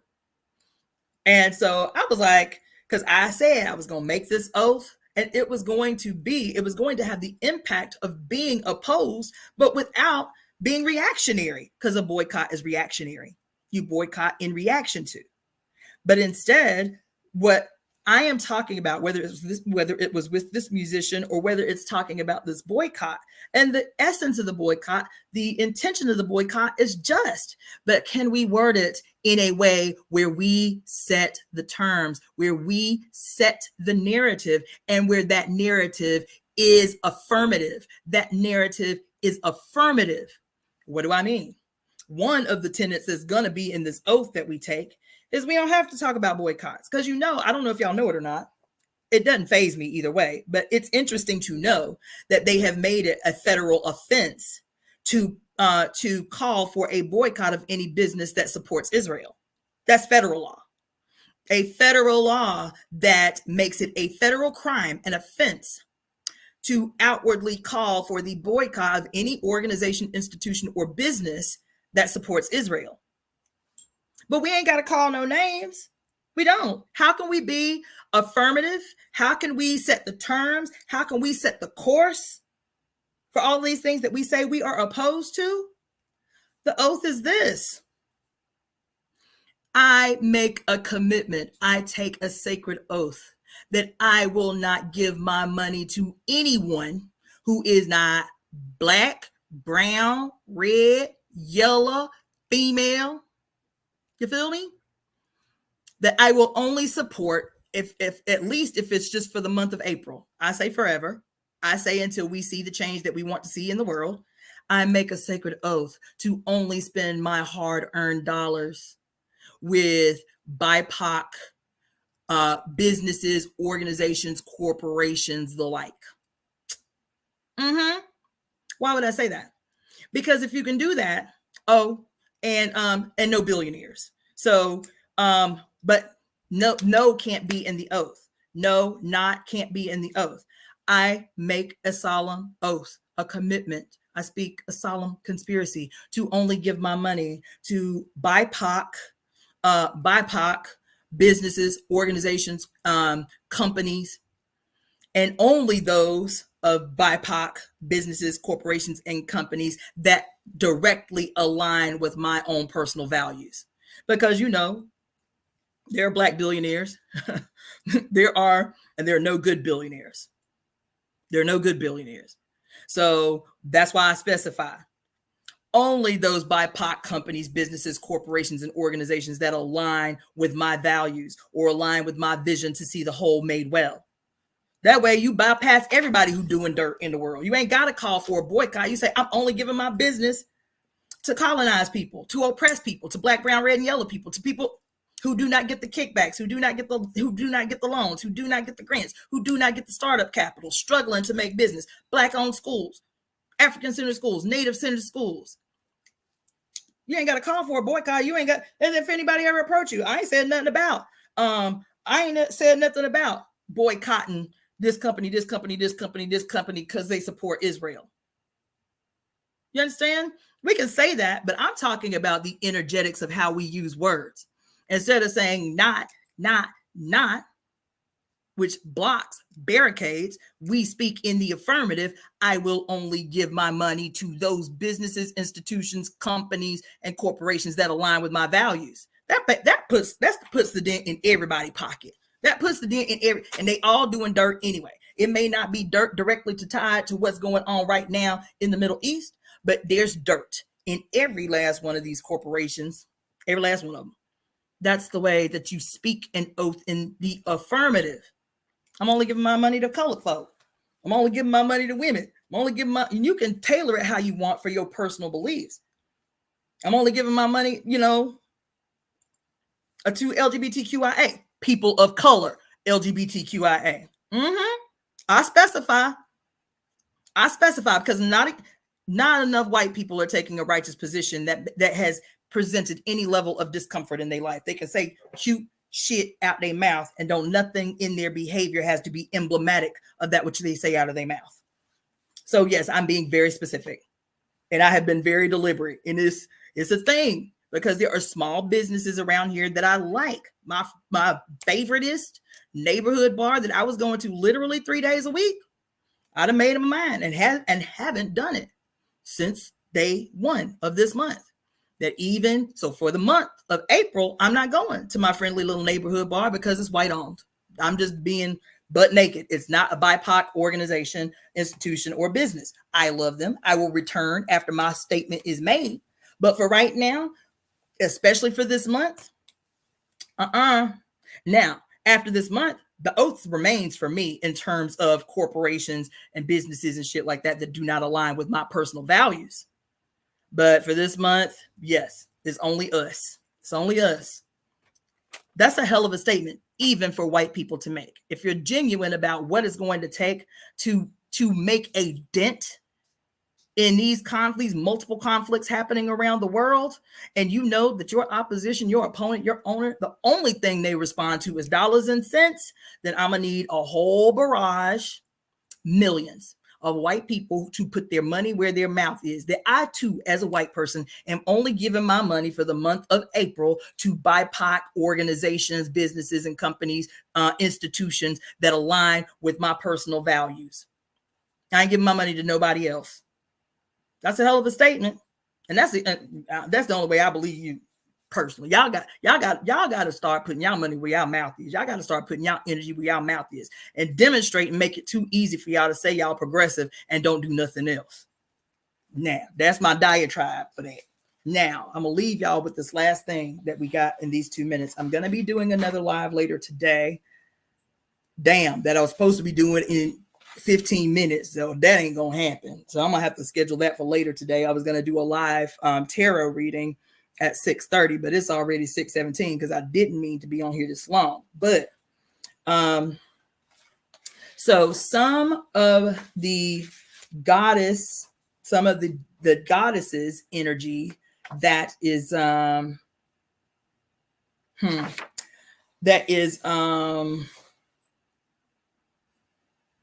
yes. Another point on the oath will have to be, I claim all victory, all success on behalf of my future descendants and my ancestors. I take back everything that has been taken. I take back everything that has been stolen. Period. I take back everything that has been taken, everything that has been stolen. That's land back, that's labor back, that's joy back, that's happiness back, that's ecstasy back, that's sanity back, that's everything. That's everything. Every dollar, every cent, every penny. I take back on behalf of my descendants and my ancestors everything that has been stolen from them. I claim that. That's going to be part of the oath, y'all.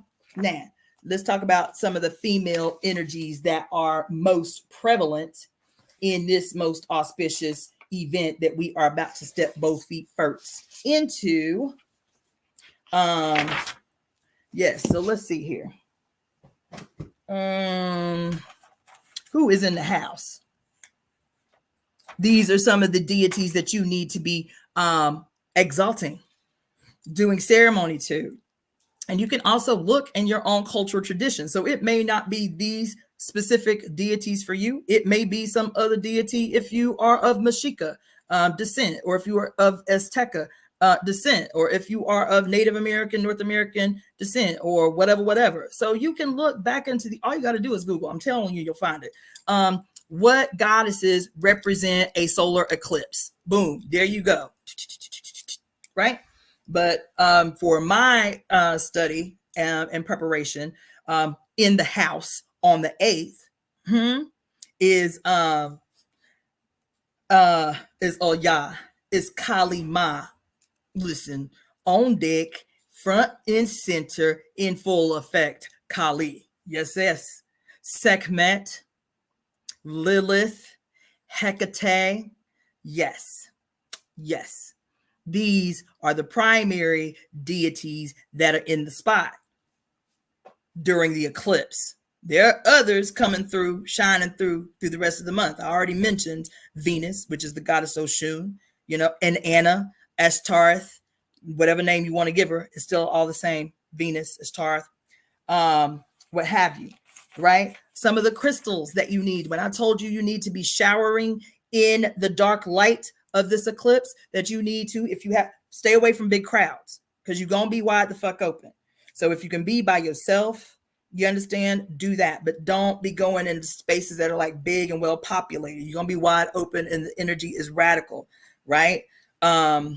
So and I told you to vision yourself showering, right? In showering or like bathing. Imagine the energy of this event as amniotic fluid that you live in, that you are completely bathed in before your re-emergence. Fashion it that way. That when you are bathing in the dark light of the mother's return on the 8th, and when the eclipse, when she finally moves through the entire transition, imagine yourself being reborn from this amniotic fluid you just bathed in. You feel me? So that, and then also, if you want to power up your own crystals or carry your own crystals with you, so you don't grab up other people's stuff, that you can be powered up in your own essence and your own purpose.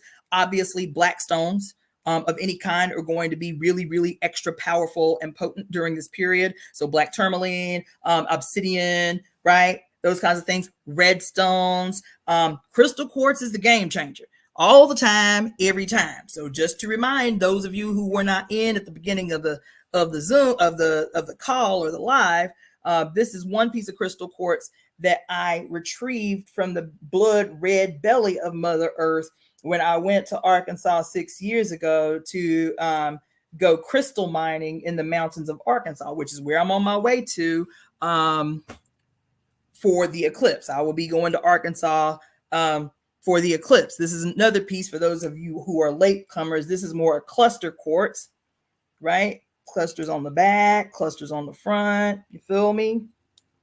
So this is another piece. I just didn't clean this one. So this is what all of them look like before I cleaned the blood red dirt off of it. But this looks like an anatomical heart So I kept the red dirt on it, right? This is on my ancestral shrine. Uh, so I'll be on my Facebook page, I will be promoting, if you want to pre-order yourself an eclipse juiced up bathed crystal quartz fresh from the mountains of Hot Springs, Arkansas, that I will be bringing back across this country after I do ceremony up on this highest peak in Arkansas in the crystal mines on Monday. So you can pre-order your crystals. I'll be putting the information on how to do that on my Facebook page and on my IG page. Cassandra Faye Floyd is my Facebook page, and Daughter of the Fates is my IG page, right? So that, what else? All month, there is going to be so much information coming from so many places. It's going to be too easy to get caught up in like conspiracy theories and the urgency. All these Christians talking about Jesus coming back on Monday. Everybody preparing to go up in the rapture and carrying on. All of these conspiracy theories around the eclipse on the 8th, block it out. The energy is very, very hot. It is very fiery, and they are looking for us to feel crisis and fire energy to fuel their own ambitions, to fuel their own wicked intentions. So you see, I'm wearing blue. I told y'all a couple of days ago, based on Chinese theory about how to handle these events and these changes coming through in this month. Wearing cool colors, blues, purples, any variety, blues, purples, black, right? But no warm colors, no reds, no oranges, no version of red, no pink, no versions of red, blues, purples, turquoise, you feel me? Teal green, those kind of soft hue colors to keep the fire of your head balanced, because that's what this represents, is an attempt by the moon that is 400 times smaller than her sun to harmonize, to balance, to anchor the radical nature of her sun. And she says, yes, even though I'm 400 times smaller than my sun, I can still turn day into night. I can still subdue his ass. But I need y'all to tap in. I need y'all to nourish me. I need y'all to hype me up. You feel me? I need y'all back. I need y'all to have my back while I subdue this unruly child of mine that's wreaking havoc on the whole planet. You feel me?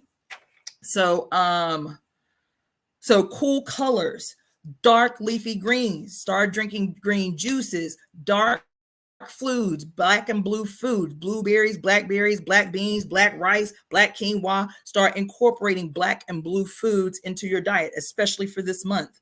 These will keep the harmony of fire from blazing out of control and making you crazy. You understand? Making you more violent, making you more frustrated, making you more angry. Cool and tame the fire so that the fire is not destructive within you. It is nutritive, right? So those are some big takeaways. Let's see.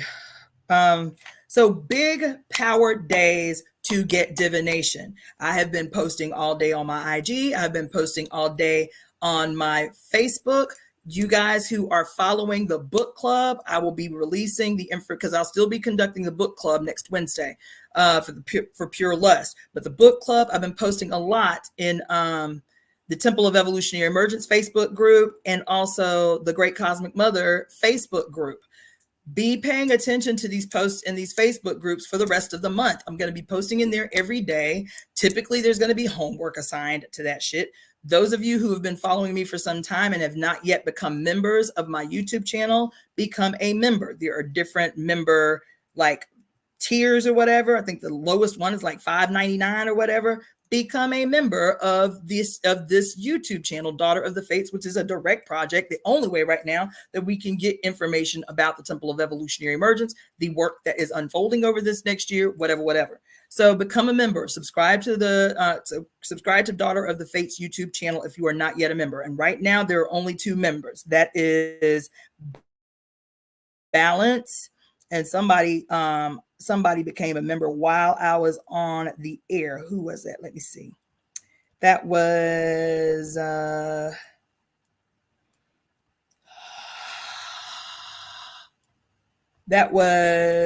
Kamara, Step and Raise a Gorilla of the Matriarchs, made a donation of $4.99 during using the, what is it, the super chat, the super stickers, and the super thanks. Y'all can feel free to do that. I think the lowest one on there is $1.99. You feel me?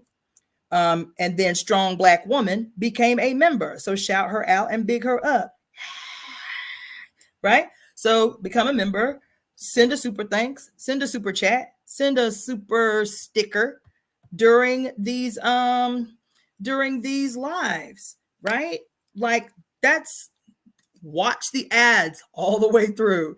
Anything that you watch, mine, I know they're annoying, I know they can be long.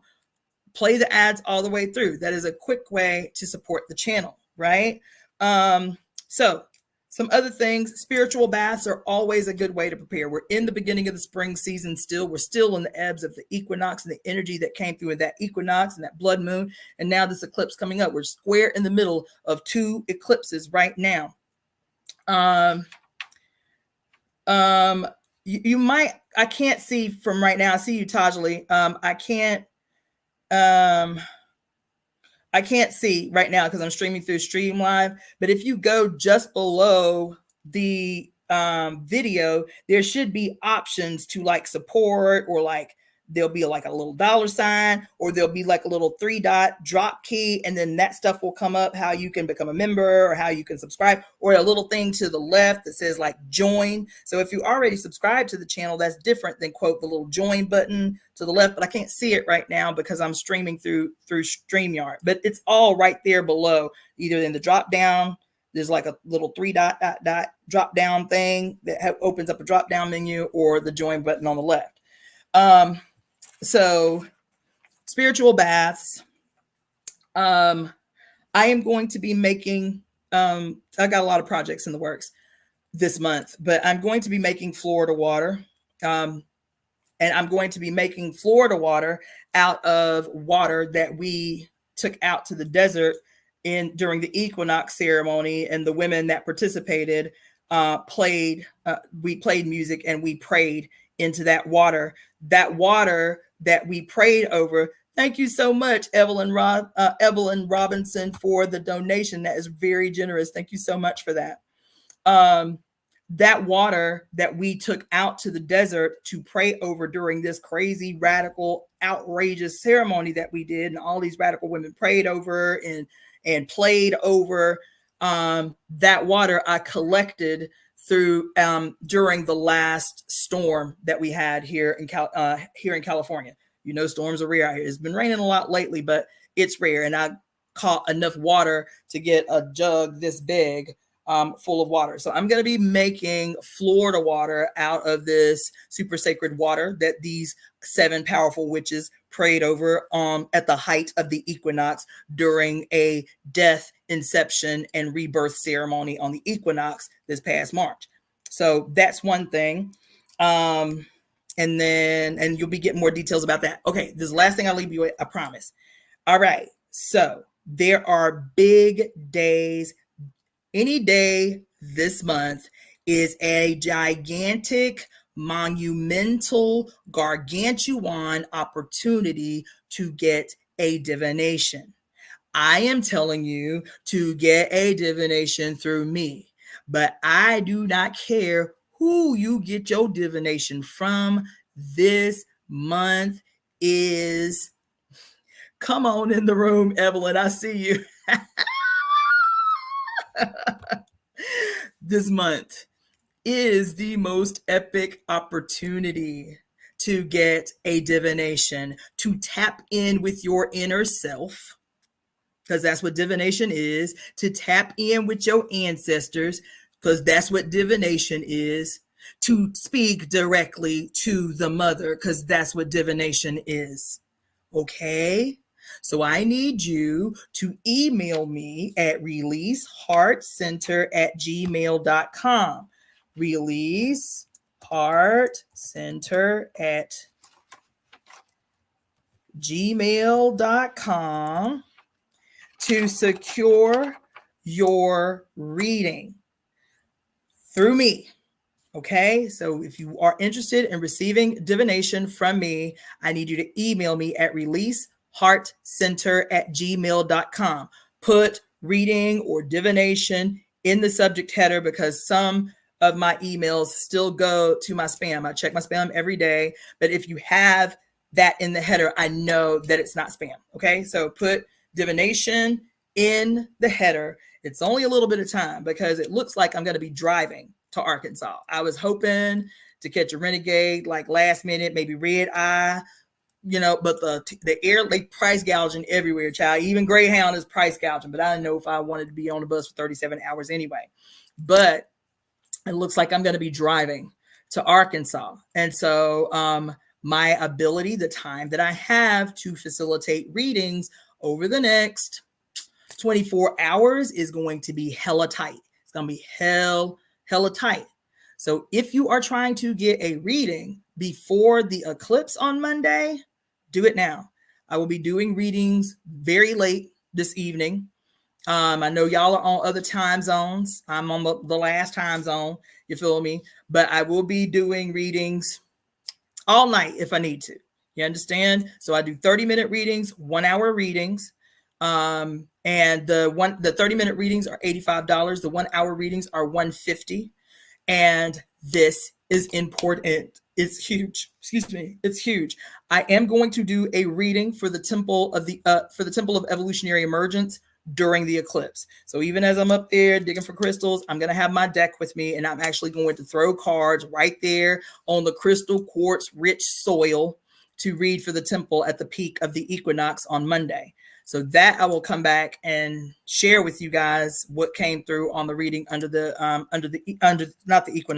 eclipse. But for the time being, those of you who want individual divination about how to chart the course for the rest of this year, this eclipse is going to have a 2.5-year impact on your life. Get the reading before I leave. So email me at releaseheartcenter@gmail.com. It will be a Zoom reading. I will send you a link as soon as you secure your spot.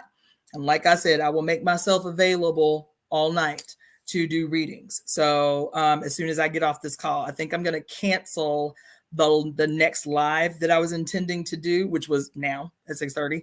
At 6:35. I gave y'all a lot of information in this, and there's still so much more I wanted to share, but I gave y'all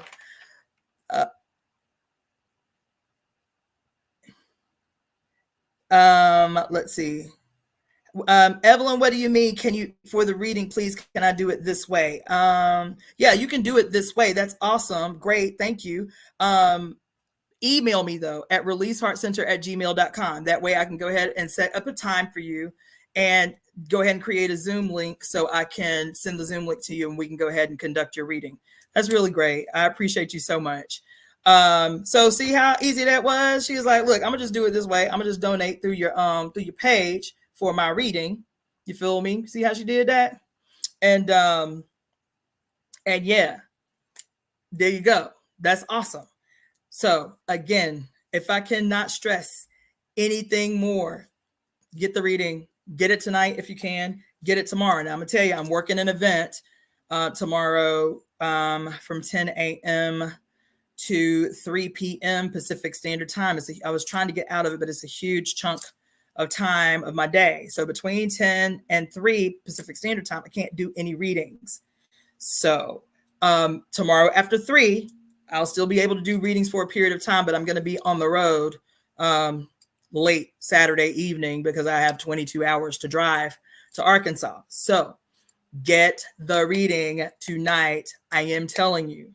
It's the first time since 1803, the Great Southern Brood. Yep. I talked about that earlier, Lola La Bruja. Yeah, it's been my soapbox for the last few days because I love the cicadas. So you missed a lot if you came in late. So just go back to the beginning, rewatch it, take out the gems that are, that resonate with you. You feel me? Oh, I'm sorry. I don't know how I keep getting lost on this. Big days. The whole month is important, but there are big days for you to get readings this month. April 10th, April 11th, April 17th, April 20th, and April 22nd is huge, huge, huge, huge, huge, huge. I'm going to talk about it on another day though. But April 20th and April 22nd are the big, aside from the 8th, April 20th and 22nd are potentially everything, especially the 22nd. All right. So keep those dates: April 10th, April 11th, April 17th, April 20th, and April 22nd. Big reading days, but any day this month, you are already ahead of the curve. Get the divination so you can purposefully, deliberately, strategically leap forward into a position of power, because that's what this is priming us for. Y'all been saying all this time, y'all want to get free. Y'all been saying all this time, y'all want to be sovereign. Y'all been saying all this time, y'all want to be liberated. What are you going to do when the reins of power are turned over to you? Are you ready to take hold of them? That's what this energy is. So again, I want to say, as I did in the beginning, if you do not remember anything else, take the opposing position. Whatever is the common, whatever is the most agreed upon narrative, take the opposite position. You'll be ahead of the curve. The other thing is stepping into every day of this month with the audacious courage of Aries, who is not eaten by, but subdued by, calmed by his mother. He's still audacious. He's still, charismatic. He is still able to execute all his biggest dreams, but now he is not running amok and destroying everything because he is anchored. He is supported by his mother. This particular eclipse is a replica, if you will, a beautiful representation of what we've been saying all this time. What does it mean? The harmony between the divine feminine and the sacred masculine is not about booze. The harmony, the harmonious representation of the balance between divine feminine and sacred masculine is the harmony that exists, that should exist between mother and son. The mother represents divine feminine, and the son, anchored in this harmonious relationship with the mother, is the sacred masculine.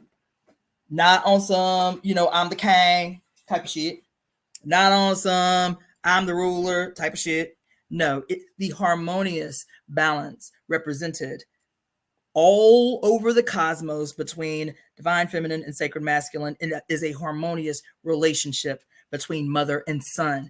This eclipse represents the possibility of that relationship being restored, where she subdues 400 times smaller than her son, is still able to bridle, subdue, and anchor her son so that he does not destroy everything. That's it.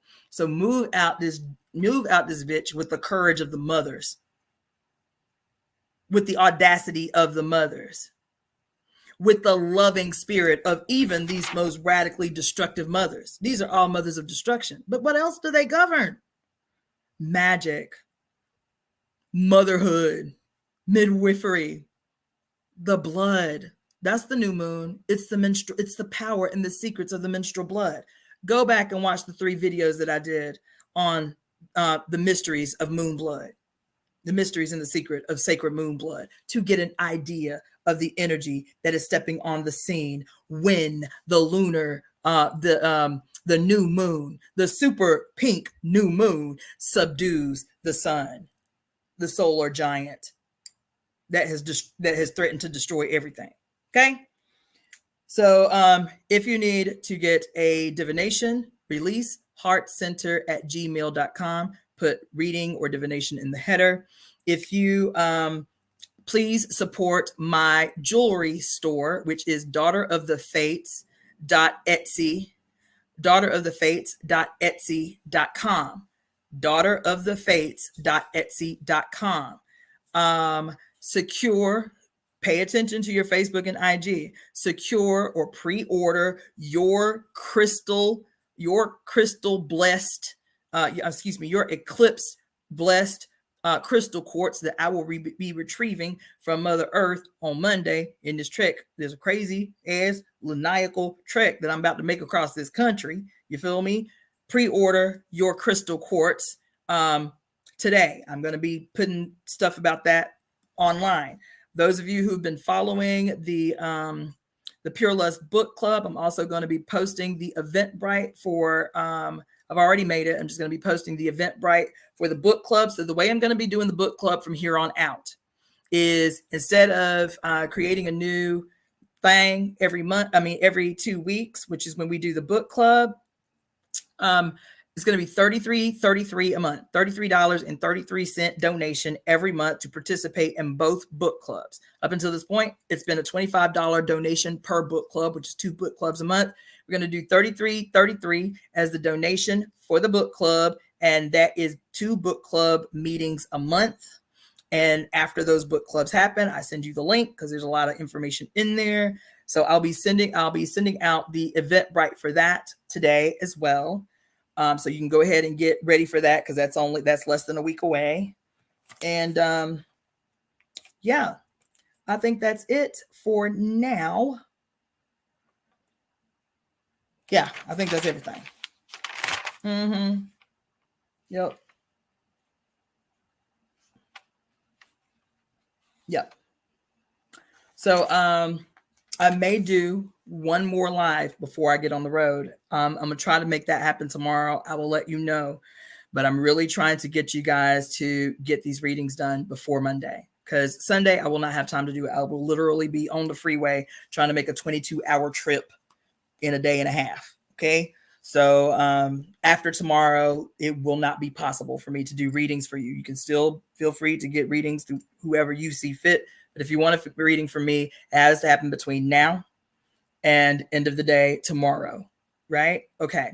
So releaseheartcenter@gmail.com. That's all I got for you right now. Maybe I'll do a live tomorrow. I don't know. It might be on location at this event that I'm, doing healing work at. This kind of women's event or something like that. But yeah, definitely be doing readings after 3 tomorrow, and well into the evening tonight. So hit me up. That being said, I'm Cassandra Faye Floyd, also known as the Daughter of the Fates, founder of the Temple of Evolutionary Emergence. This weekend, I'm going to be the rogue Black girl traveling across the country on wheels to go ahead and power up on behalf of the temple, baby. On behalf of the temple, baby. We gonna get this work in on top of this mountain, boo. Okay. All right. So I love you all. I'll see you later.